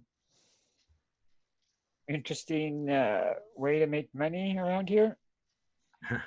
Around here, no. Shoveling cow manure, working at the smithy. There ain't nothing here. I think we're getting a little restless. We're used to a little more activity in our lives. I hear that. I could go for some action. Gail comes back over with a tray with 5 mugs on it, and she sets one down in front of each of you. It's the good dark ale again. It says, "This is from Brother Gurnett. He sends his regards." And you see Gurnett over there, holding his drink in 2 hands, and he just kind of. That's fucking creepy. I will stand up and bow to him. Yeah, Klaus would take the cup and like raise it in the air, like thank you. Yeah, And he accepts your invitation, gets up and walks over to your table, and sits down beside Klaus, probably. And yeah, let's take a bio break. Awesome.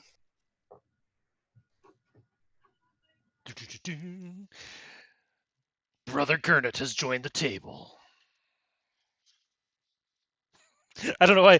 In my mind's eye, I'm seeing Marty Feldman in Young Frankenstein when I think of this guy. Does his hump move back from the right to left He shoulder? doesn't have a humpback, unfortunately, but yeah, Oh, that would be funny. I don't know. I get that creepy kind of grin that he did so well. the big knockers. I like Joe It's trying such to a good, shirt. such a good movie. At the front of his shirt, he goes, "We have big knockers here," and as one of the nuns walk out. Oh man. Yes. Okay.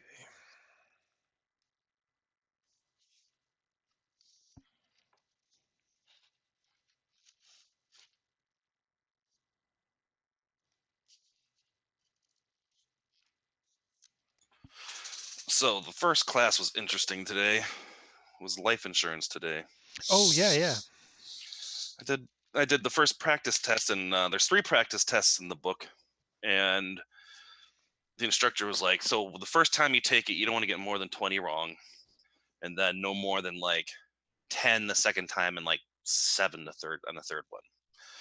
And I got 16 wrong, and it would have been like 12 if I hadn't second guessed myself on those 4 questions. I was like, "This is the answer." I'm like, "Wait, no, that might not be it. Let's change it to this." It turns out I was right the first time.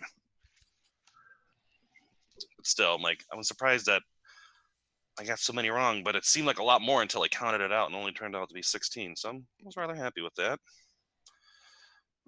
We do health insurance tomorrow.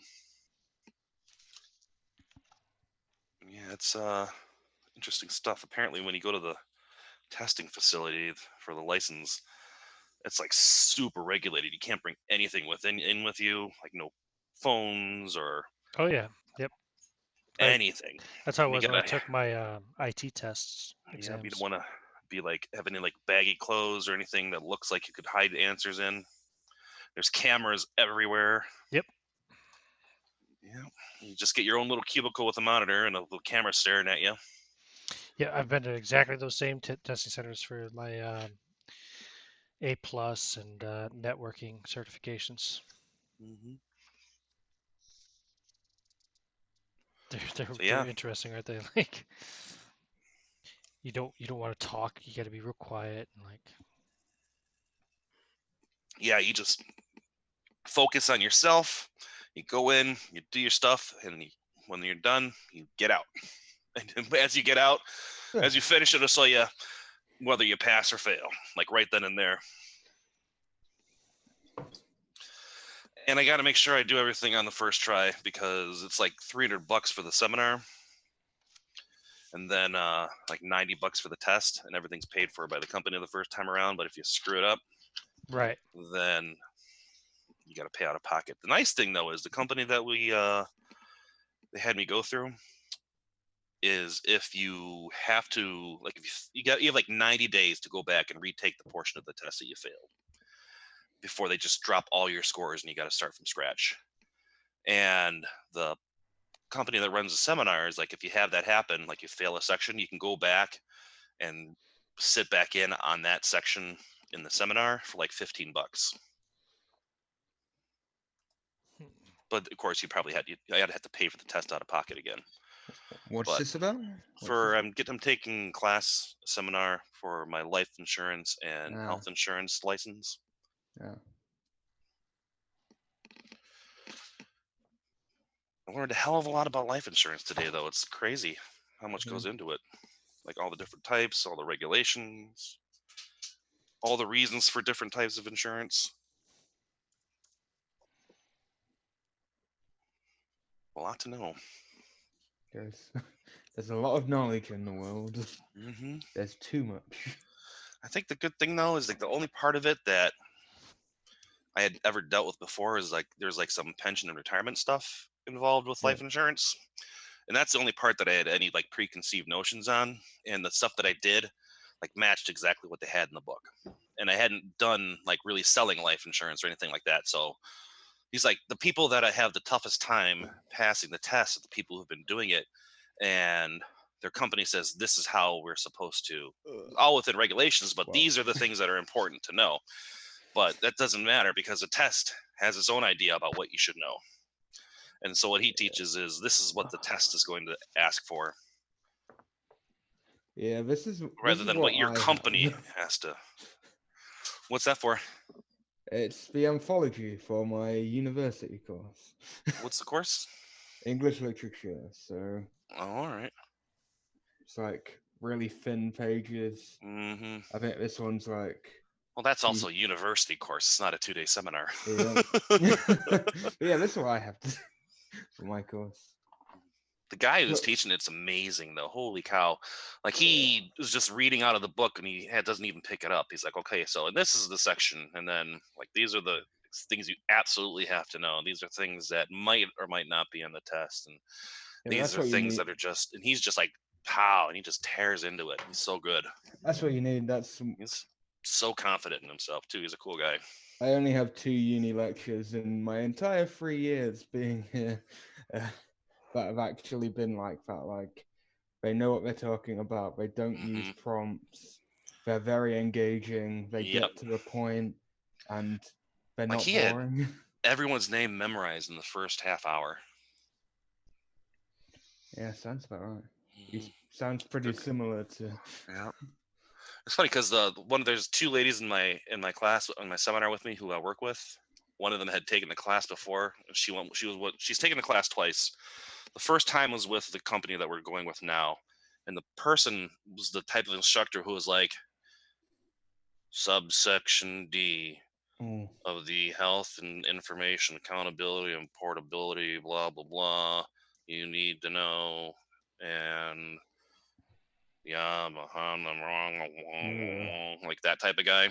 yeah. I guess just read from the script. The problem is like, especially considering how much we will eventually pay back for uni. Like, you Hmm. get some lecturers who have like a 50-page PowerPoint for like the 2 hour whatever, and then they just read from that. Yeah, I'm no. just like, what? Man, how long have you been teaching this class, man? It's like, what the fuck? What will I eventually be paying for? What is the Hmm. government paying? That should be a required course for instructors. Is public speaking. Like, I mean, you may know your stuff really well, but it doesn't necessarily mean you can teach it. There should be some like, especially for like university instruction, where Yeah, this is your life from then on. that's the thing. They know their stuff, or they won't have it Mhm. written down. But to teach, it's just Right, you got to reading off. know. Right, yeah, Because we might as well download their PowerPoints and read from ourselves. right. So yeah, Yep, that's lazy teaching. yeah, Yeah, that it's things that I pick up because obviously I want to go into teaching secondary school kids. So that's kind of things that I'm like, I want to try to avoid being that guy who just reads off of, hasn't actually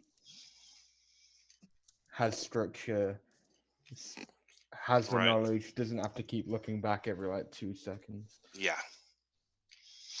Did you ever watch? Um, there's a guy who does the physics lectures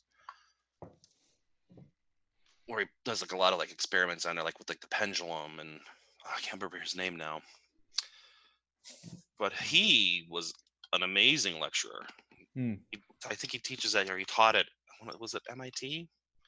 I remember, but he's got YouTube videos of his lectures. His very last lecture is up there. I just watched it the other day. Yeah. That was a friggin' instructor right there. Holy cow. Like he had his reference and he would like stop and he'd look and then he'd go and do like the whole section Yeah. and then flip the page and right, this is what we're doing. And then go through the whole thing. And he Yeah, was like I like things awesome. like people who do shit like that.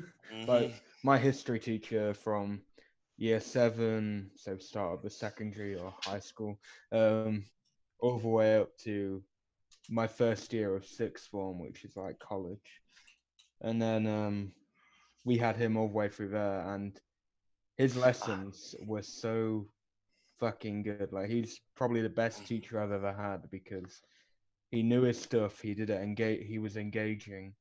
He did Walter fun little Lewin. games. Yeah, Walter that's Lewin. I will. Walter Lewin for love of physics. For the love of physics. Awesome Okay. lectures.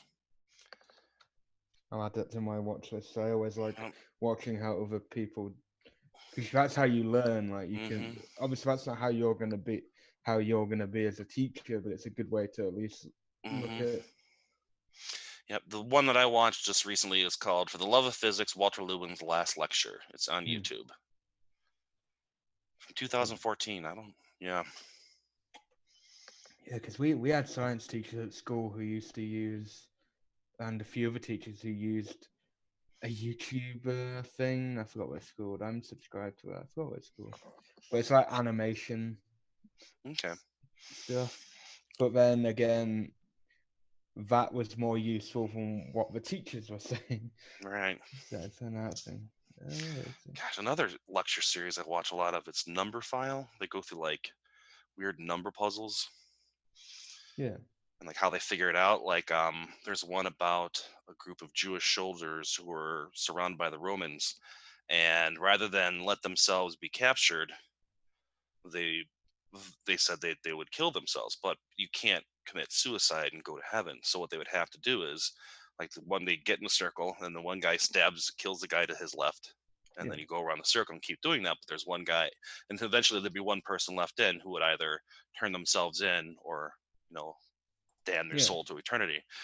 And it's the Josephus problem, I think is what it's called. And Josephus decided that he didn't want to die, so he had to figure out where he needed to sit in the circle in order to guarantee that he would be the last person living. Yeah, that's the channel. They're pretty good. They're pretty good. They do all sorts. It's not. Okay. That was an interesting puzzle, the Josephus one. Because Yeah. there's a distinct pattern that if you can figure that out, no matter how many people there are, you know exactly where you need to sit Yeah. to guarantee that you'll be the last person standing. That's the thing about puzzles. Like any puzzle, once you know, it's all pattern based. So Hmm. There's it's why another people. interesting one. It's why people can do Rubik's cubes so quickly. Because it's all like. It's all actions, yeah, certain number of actions. The cat and mouse puzzle is one where there's a cat there's like a round pond, and there's a mouse in the pond and a cat on the outside. And Yeah. a cat can move 4 times faster than the mouse can swim. So where does the mouse have to start from to guarantee that he can get to the edge and escape before the cat can catch him? And like what pattern? Because if he like starts like right in the middle and the cat and he swims absolutely opposite from the cat and doesn't deviate, the cat's gonna catch him. Yeah.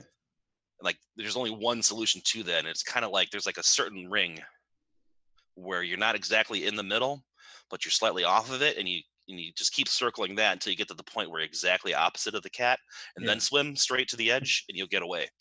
But if you do it in any other way, You'll get then caught. you're gonna get caught. Hmm.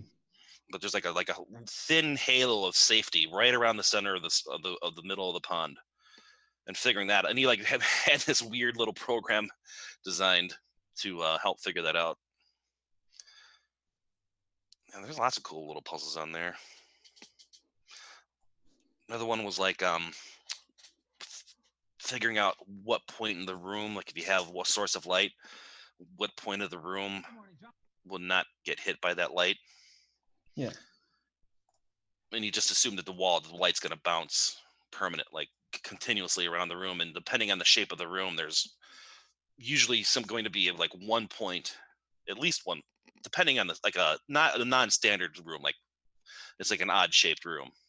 But there's almost always going to be at least one point, which no matter how small that point might be, where light won't hit. So if you were somehow able to stand exactly in that spot and be fully in that spot, you would be completely in the dark, and everything else would be lit up. That's cool. Weird stuff like that. Yeah, but they're kind of cool little things, like. Because all that stuff helps figure out all kinds of other Hmm. crazy things. Like it seems like this is completely useless waste of time, but that math can be used to do all kinds of amazing things. I'm so bad at math too, so watching these guys do these calculations is always super fascinating to me. Yeah, why do you think I do English and not maths? Yep. And I don't even do language, I do literature. I do know the basics of language because obviously you have to if you're gonna be a teacher, so you gotta know the basics. Is that what you want to do? Yeah, I want to be an English teacher for secondary school kids. So. Excellent.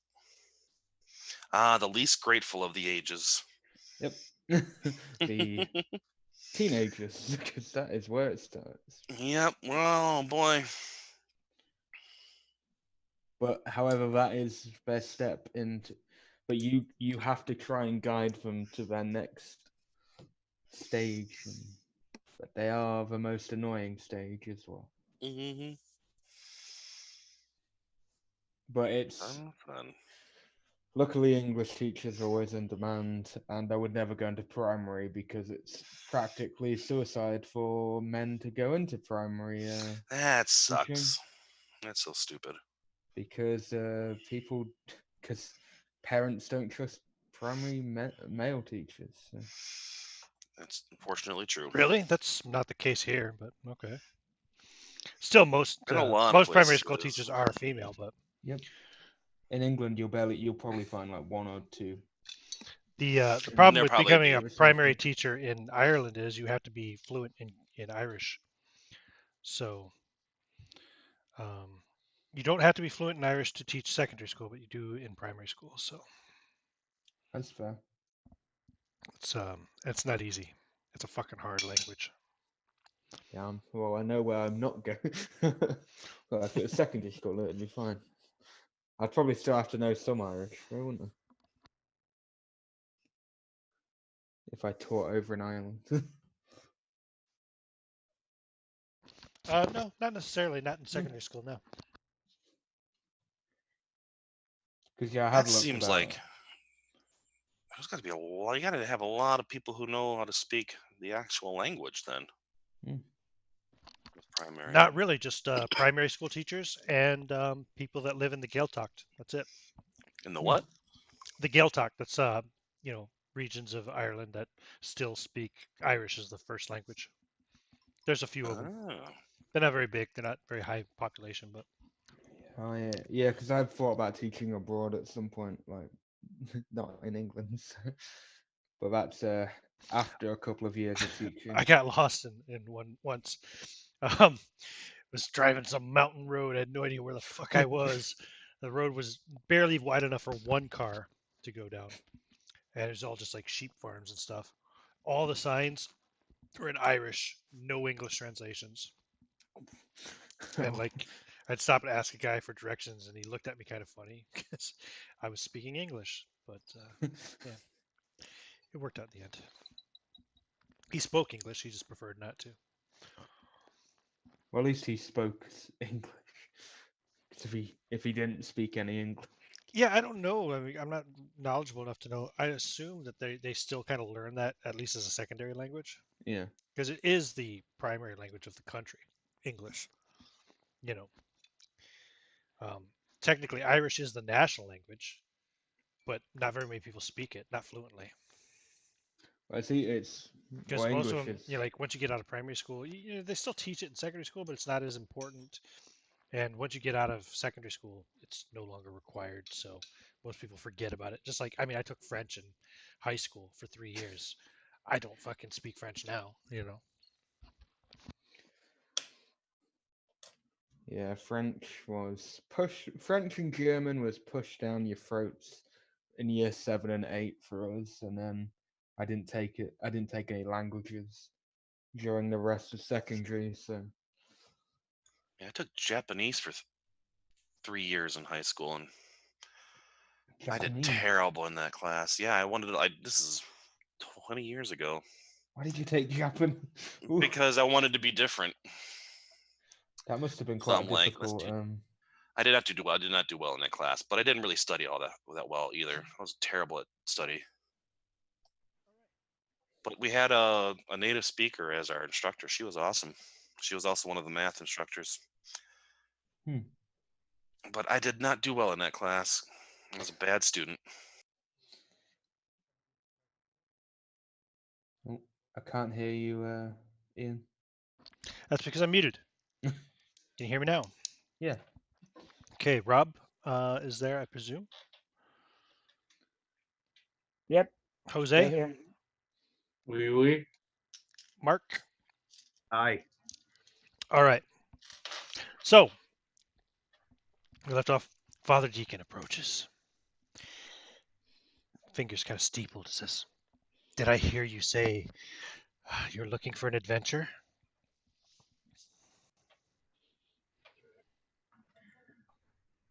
What would you know about it, Brother Gernot? He looks around, sits down, says, "Oh, I know of a place that is said to have many ancient riches hidden beneath it. It's not a very well-known fact. I don't believe anyone has been there to plunder or anything of that sort ever. It's under a church, you see, sacred to some, not so much to others.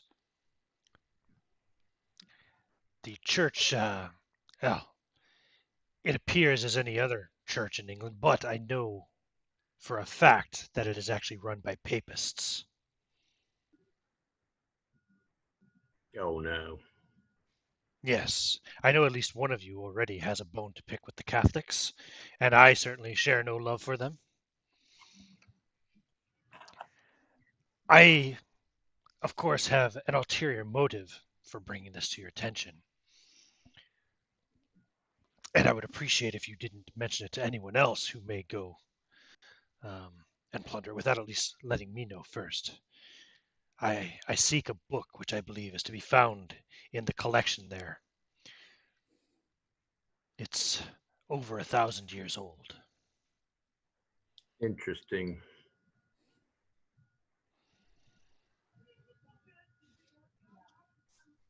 Yes, tell me more. I Well, would think somebody be translating, right?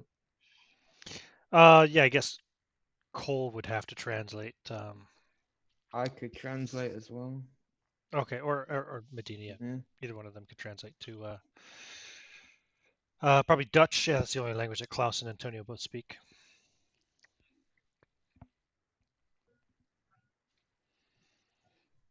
Klaus will mention what kind of book is this? It is the memoirs of a man by the name of Agamot.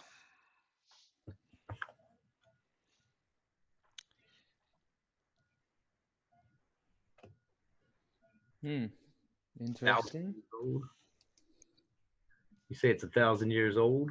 Over 1,000 years old, perhaps closer to 2,000 years old. And it's under a Catholic church. Well, it is said that there are many ancient treasures hidden beneath there. The catacombs, or whatever they are said to be stuffed with riches from the Roman Empire in their day, before the papists got hold of it. And where is this church? It is in Dover, southeast.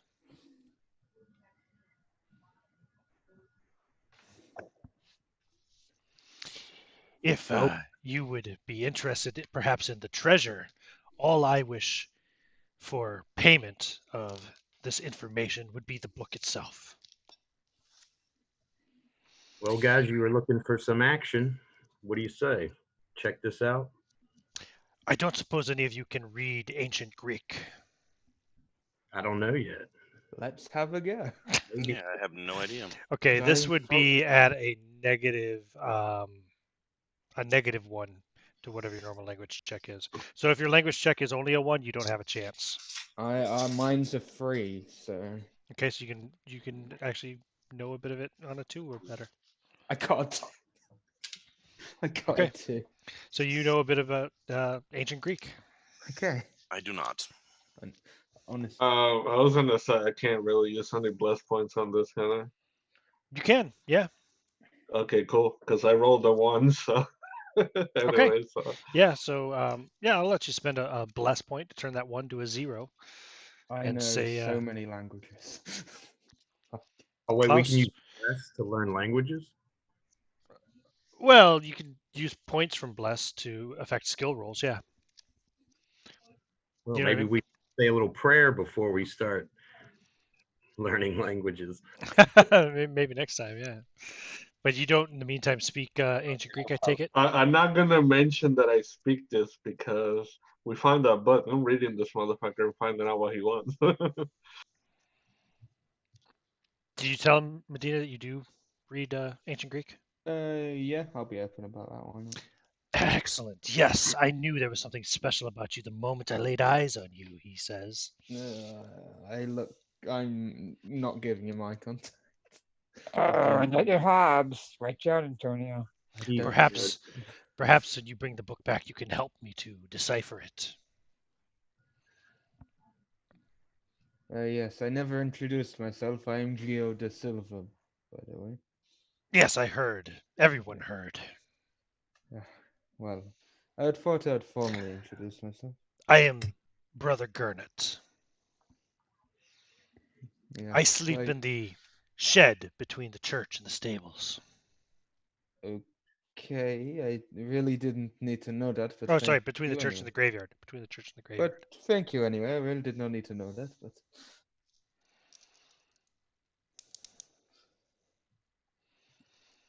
I will accept. I have the more I keep on my feet, the better. Yes, I would be very, very interested in seeing this this diary of Agamot, the heretic.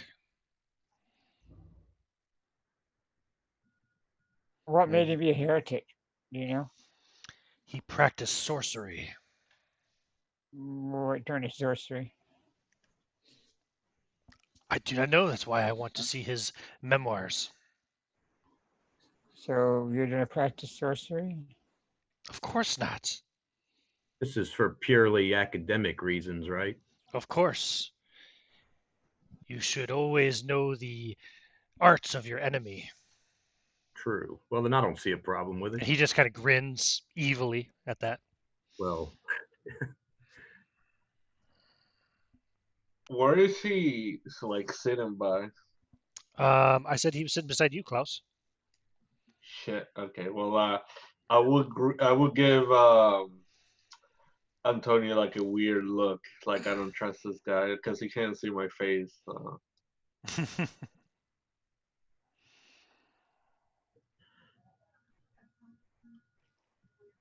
Well, if you will do this, of course, you know where to find me.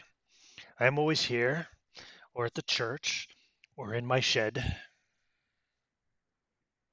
How far away is this that we are supposed to go to? Very far away. I will tell you. It Hold on. is because it's right near Canterbury, so it's like right southeast. Let's Right pull up down the maps bottom. here.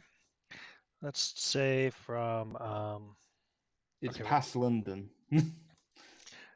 Dover I know is exactly there. where it is. Now, if I want to get directions to Dover from, say, let's say Boston as a reference point, it is, A long, long trip, trust me. is there any way for me to see this in miles, etc.? Yes. It's about 188 miles.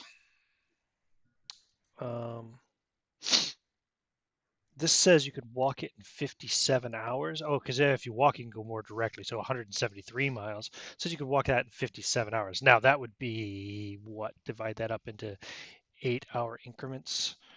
8 times 8 is 56, right? So I am reduced No, 8 speed, times 7 and is 56. It'd I'm take at you about a reduced. week at least to get there. Or, yeah, actually, you're at half speed. So if you're walking, Well, I can go Well, we at can take a 9. wagon I or can something. do 18 miles a day. 18 my miles a speed. day. Okay, Yeah. so it would take you like maybe 10 days on foot. on foot. It's still a trek. Yeah. Take a boat. Oh, However, we can't take a wagon and stuff for this one. Actually, yeah, I suppose you probably could take a boat. Is Boston? Boston isn't yeah, necessarily a. yeah, Oh, Boston has a harbor, does it? yeah. We were a market town and a harbour town, so we still have the docks. It's just not very well used anymore. But yeah, there is docks. I don't know Wicked. about back then, but I'm pretty sure. Ian's we would have vanished. because We would have, because the pilgrims and stuff went off to. Yeah, so it would have been active, probably more active back then. Yeah. So is Dover a small at this time as a small community? Probably it would have been. And That's is where it? the White Cliffs are. So Yeah, the cliffs of Dover. Yeah. Let's see. Dover population. I am in my strong point. I'm in.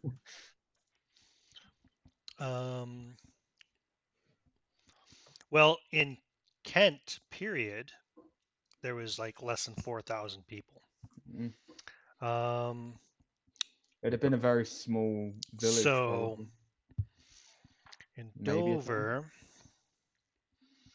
okay, that's 1566. Population in 1566 was around 1,700, maybe.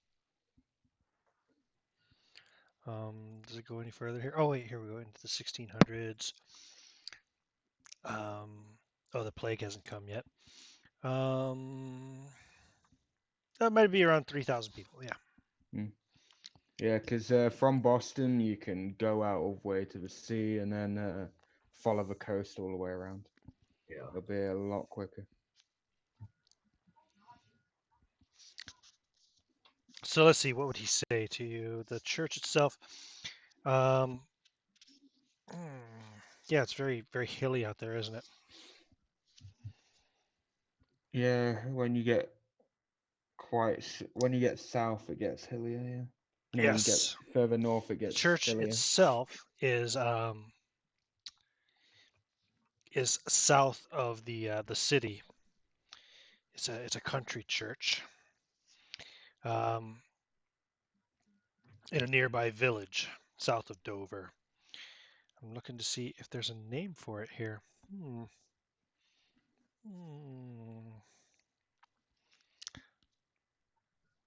I don't actually see a name.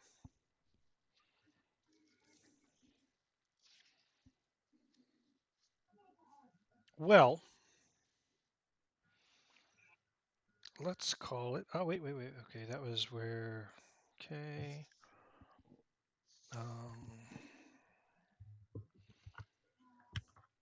Yeah, it just refers to it as a church. Leaves it open to give a name. Let me see here. There's a lot of saints to pick from. So if you named it after a saint. When did that happen? Okay. We'll call it the Church of St. Thomas. He was an actual saint from Dover, apparently. Yeah, we even in Boston there's a church called St. Thomas's as well. So the Church of St. Thomas. My brother in real life is an Anglican priest, and his church is called St. Thomas's. Is it really? That's hilarious. Church Yeah, of St. Thomas. He's an Anglican priest, and I'm an atheist. So It is a common name for a church. I think it's a common one. And let me just see. Oops, that's not what I want to do. I need a name for the village, I suppose. Let me see. There's probably quite a few villages around. Oh, wait, if I'm looking at this, south of Dover puts you in the fucking water, doesn't it? Well, it could be southwest then. I didn't look at where Dover really was and realize, oh yeah, it's like right on the freaking water there. We will say it's yes, okay, somewhere out here. Is there any names of any? Yeah, cool. I'll find the name of a cool village here that'll work. There's a lot of cool village names around that area. Now I don't know like if these villages existed at that time, but we'll say actually okay, this is actually more west of Dover. They probably did. Yeah, we'll go with let's go Stanford. Stanford. Wait, Stanford has an airport? Yeah, Stanford Airport, yeah. Yeah, it does. Okay, well back then it would have been tiny. So it obviously didn't have an airport in the 17th century. I don't even know if is that even near though. I'm gonna have a look. How far away? It is west of Dover, south of Canterbury. Canterbury is beautiful. Just saying. If you look on the map, it's just south of, I don't know what this is. Is this forest? I have no idea. It's just south of the Kent Downs Nature Preservatory. There you go. Anyway, yes. I'm sorry. Let me get back into character. Yes, it's in the village of Stanford, west of Dover, south of Canterbury. A small village it is, and a small country church. Papists hiding themselves as Anglicans. Dastardly business. Well, perhaps we'll look into it. Thanks for the information, Brother Gernot. You're welcome. And thank you in advance for bringing me Agamit's journal. If we're successful. I have faith in your abilities.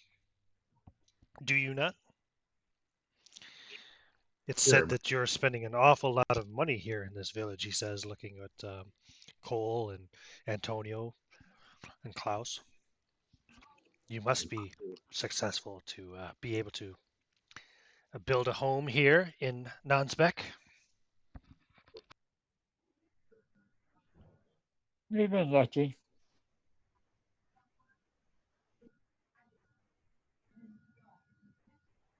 All, don't worry, they're all a good bunch of people. We'll get your job done. Well, if you say so, Brother Gio, then I believe you. God Oh, willing. Very well. Enjoy your ales. Perhaps I will see you later. I have business I must attend to with Father Christopher. God bless. And he like smiles lecherously at Gale and walks out. I don't know what the priest sees in that guy. yes, he's very, very odd, and I do not trust him. I don't either. He makes me Yeah. feel like I feel like he knows who I feel like he knows my past. I would say in Dutch, especially looking at Antonio, I don't trust him, especially a priest wanting a magical book from an ancient ruin. Huh. Hmm.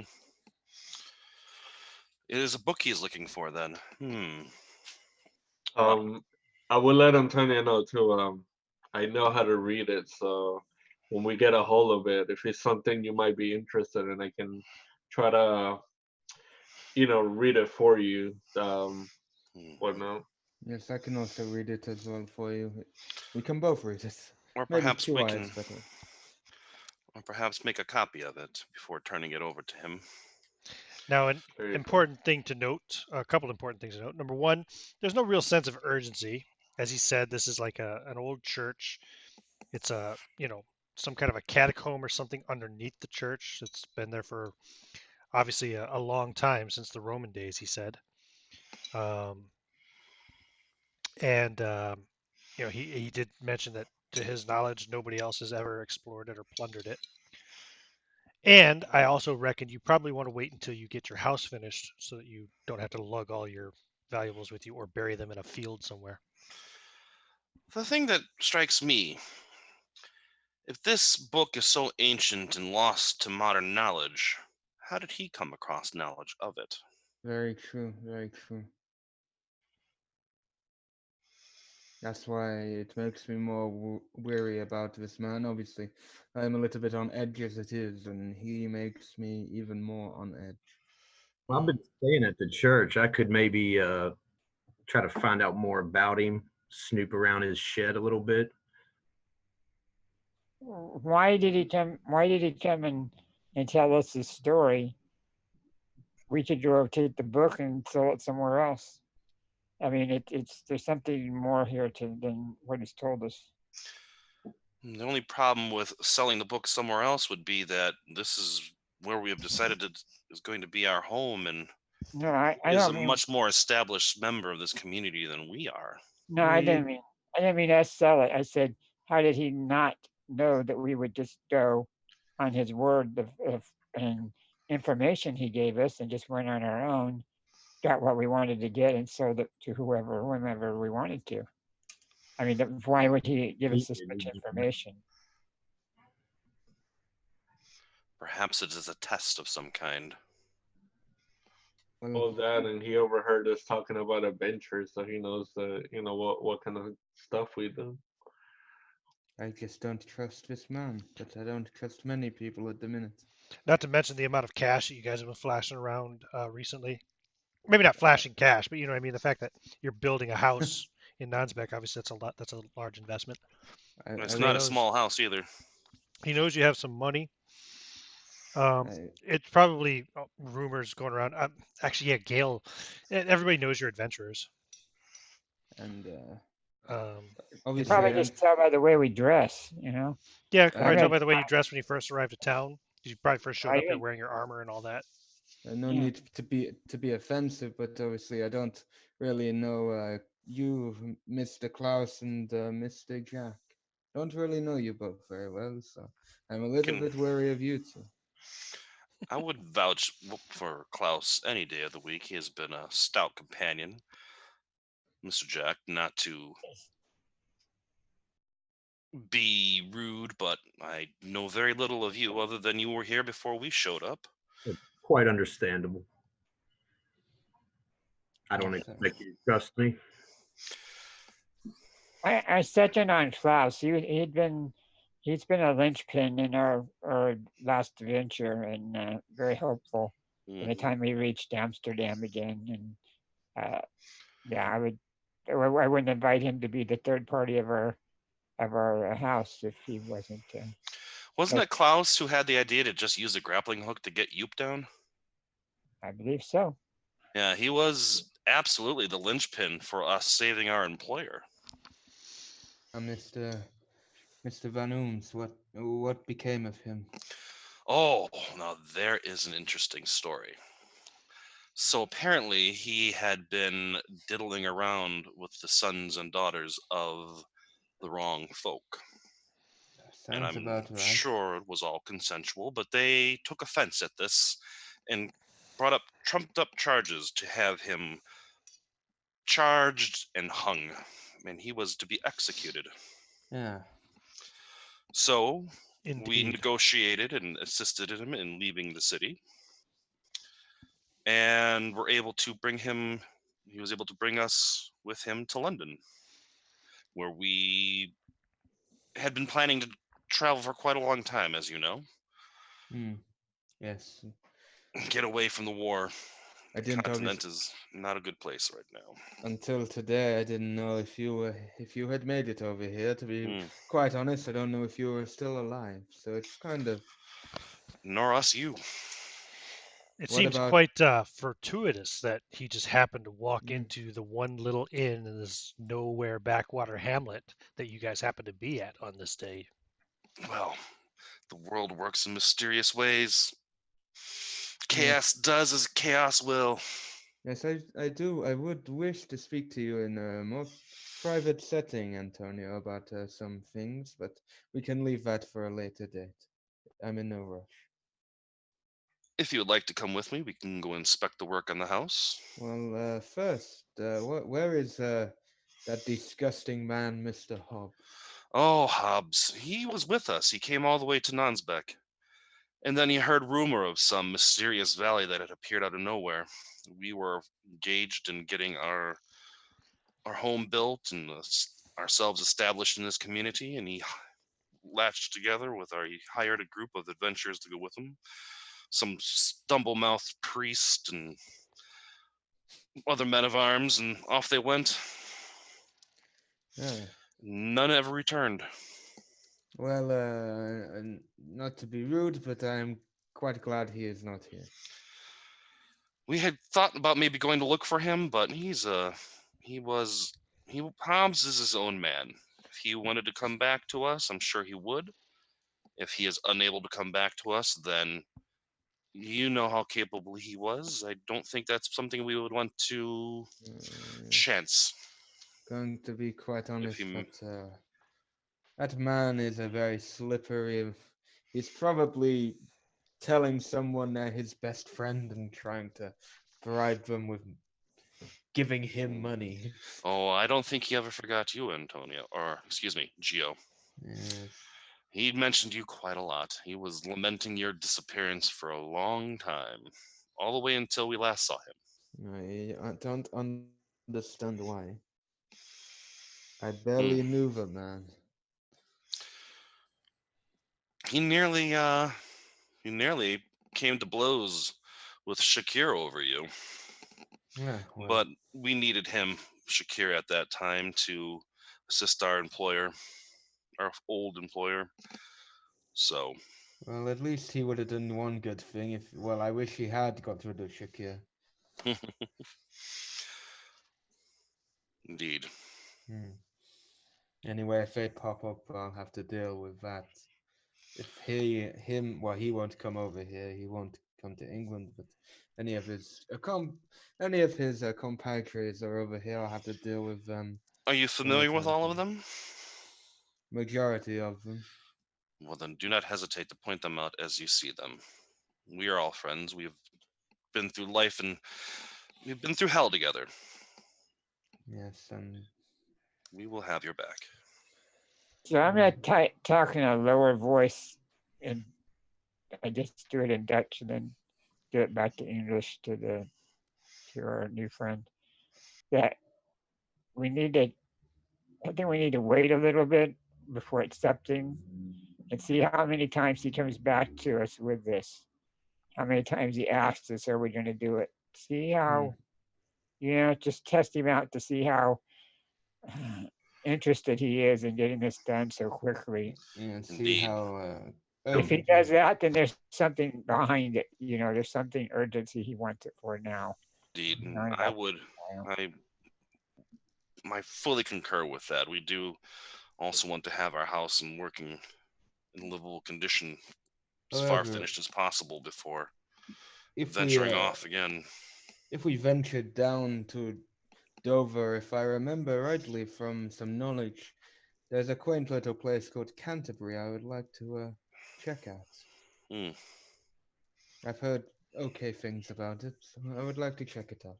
I Well, like it's small little places. it's going to be a while before our house is finished, and I know me and uh, Antonio, not you, sir, but my friend Antonio Oh here. yeah, Uh, I am not Antonio, sir. What is this Antonio? I he's am Gio Gio. da Silva. Do you Gino, forget?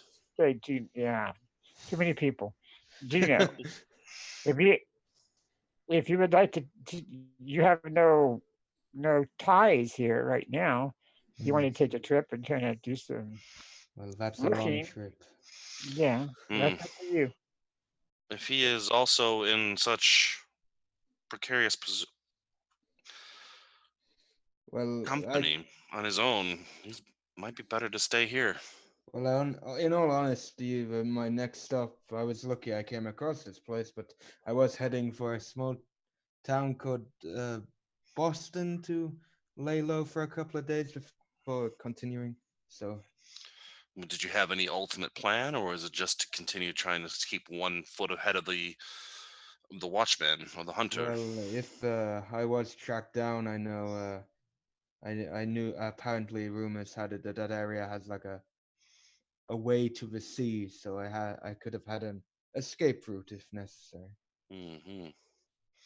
With the right amount of money, you can get someone to take you out to sea. So Indeed. So I understand you just now came back here and met up with us, but I think maybe pretty soon you need to fill us in if you want us to have your back whenever somebody comes to fight you or get you or whatever they're trying to do Right. to you. The true We need a story. little background information. That way we know what we're getting into. And if we agree to it, we'll be there with you till the end. But we need to be filled in. We don't know Mm. exactly what's happened. You were very elusive on our first, travelings with you, and you kind of just took off on us. So that does kind of leave a little bit of a taste in the back of my mouth that I'd like to get rid of, you know, and I'm Indeed. sure we could become friends and help you out, but we kind of need to have a little bit more information, you know, on what's going on. And I know that's your business, and it may be hard for you to talk about it, but sometime soon, I think we do need to do that. And I think do need to have help, not just yourself to go against whoever it's doing after you. We met one of those people, and that person was very efficient in what he did. I will be happy to share when I am ready, but I do want to get to know this Klaus and your new compadre before I get into the real details. Very well. Like I said, I can vouch for Klaus and Mr. Sullivan here. We've just met him, and I'm sure since we live in the same town that we'll get to know him quite well. Yeah, we'll see each other at church every week. Yeah, Klaus would say, I don't know you much, Medea, but if you're a friend of them, you're a friend of mine. So, you know, I have your back even if you don't have mine. I have well, Annie, if you're a friend of them, and I have your back to some extent, but I am still wary of you. Just until I know. Understandable. We all gotta survive here. You can't trust anybody. Well, You just met. if there is one thing that would put him, I guess, in a little more in your favor, if you don't mind me revealing some information about you, Klaus. No, go right ahead. But he is kin of the travelers. I very much doubt that they would have anything to do with those pursuing you. Ah, yes. Okay. I understand. Well, then I guess it's just you, Mr. Sullivan.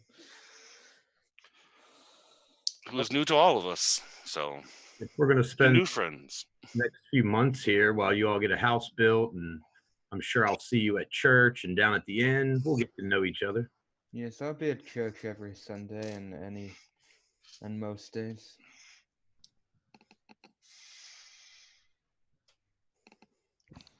I Will guess you I'll be be here. will you be attending the Anglican Church, Medina? Yeah, much to my dismay, I have to keep off appearances because I did Fair enough. tell. Oh, you're gonna take communion and everything there, huh? Yep, much to my dismay and Ooh, disgust. you'll essentially be a convert. I don't really care if any of these guys go to church. I'm just like sizing up which ones do and which ones don't. I know, but they don't know that. Mm-hmm. I just want to keep appearances because I am trying to stay low. So Of course. whatever I have to do. To me, I am still always, to my character, he's still always a Catholic. He just, at heart, he just has to do this. There's nothing else to do in this town except go to church and drink here at the inn. So you might as well go to Yeah, there really isn't much to do. I have plenty to do. Even Boston, I can't remember. I think I said in our last session, not last session with the monolith, but the last session with the party. I think I said how many people lived in Boston around this time period. I can't remember now. I think it was less than 6,000 or something. Yeah, there won't be too many.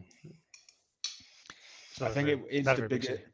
I think it's the biggest town in this area. Yeah, Well, being a Well, harbor town, I definitely. can definitely see that. Yeah. Definitely is, but it's still not very big. It's still the biggest. I'm How pretty sure far it's is still it away from this town? not very, if I Right.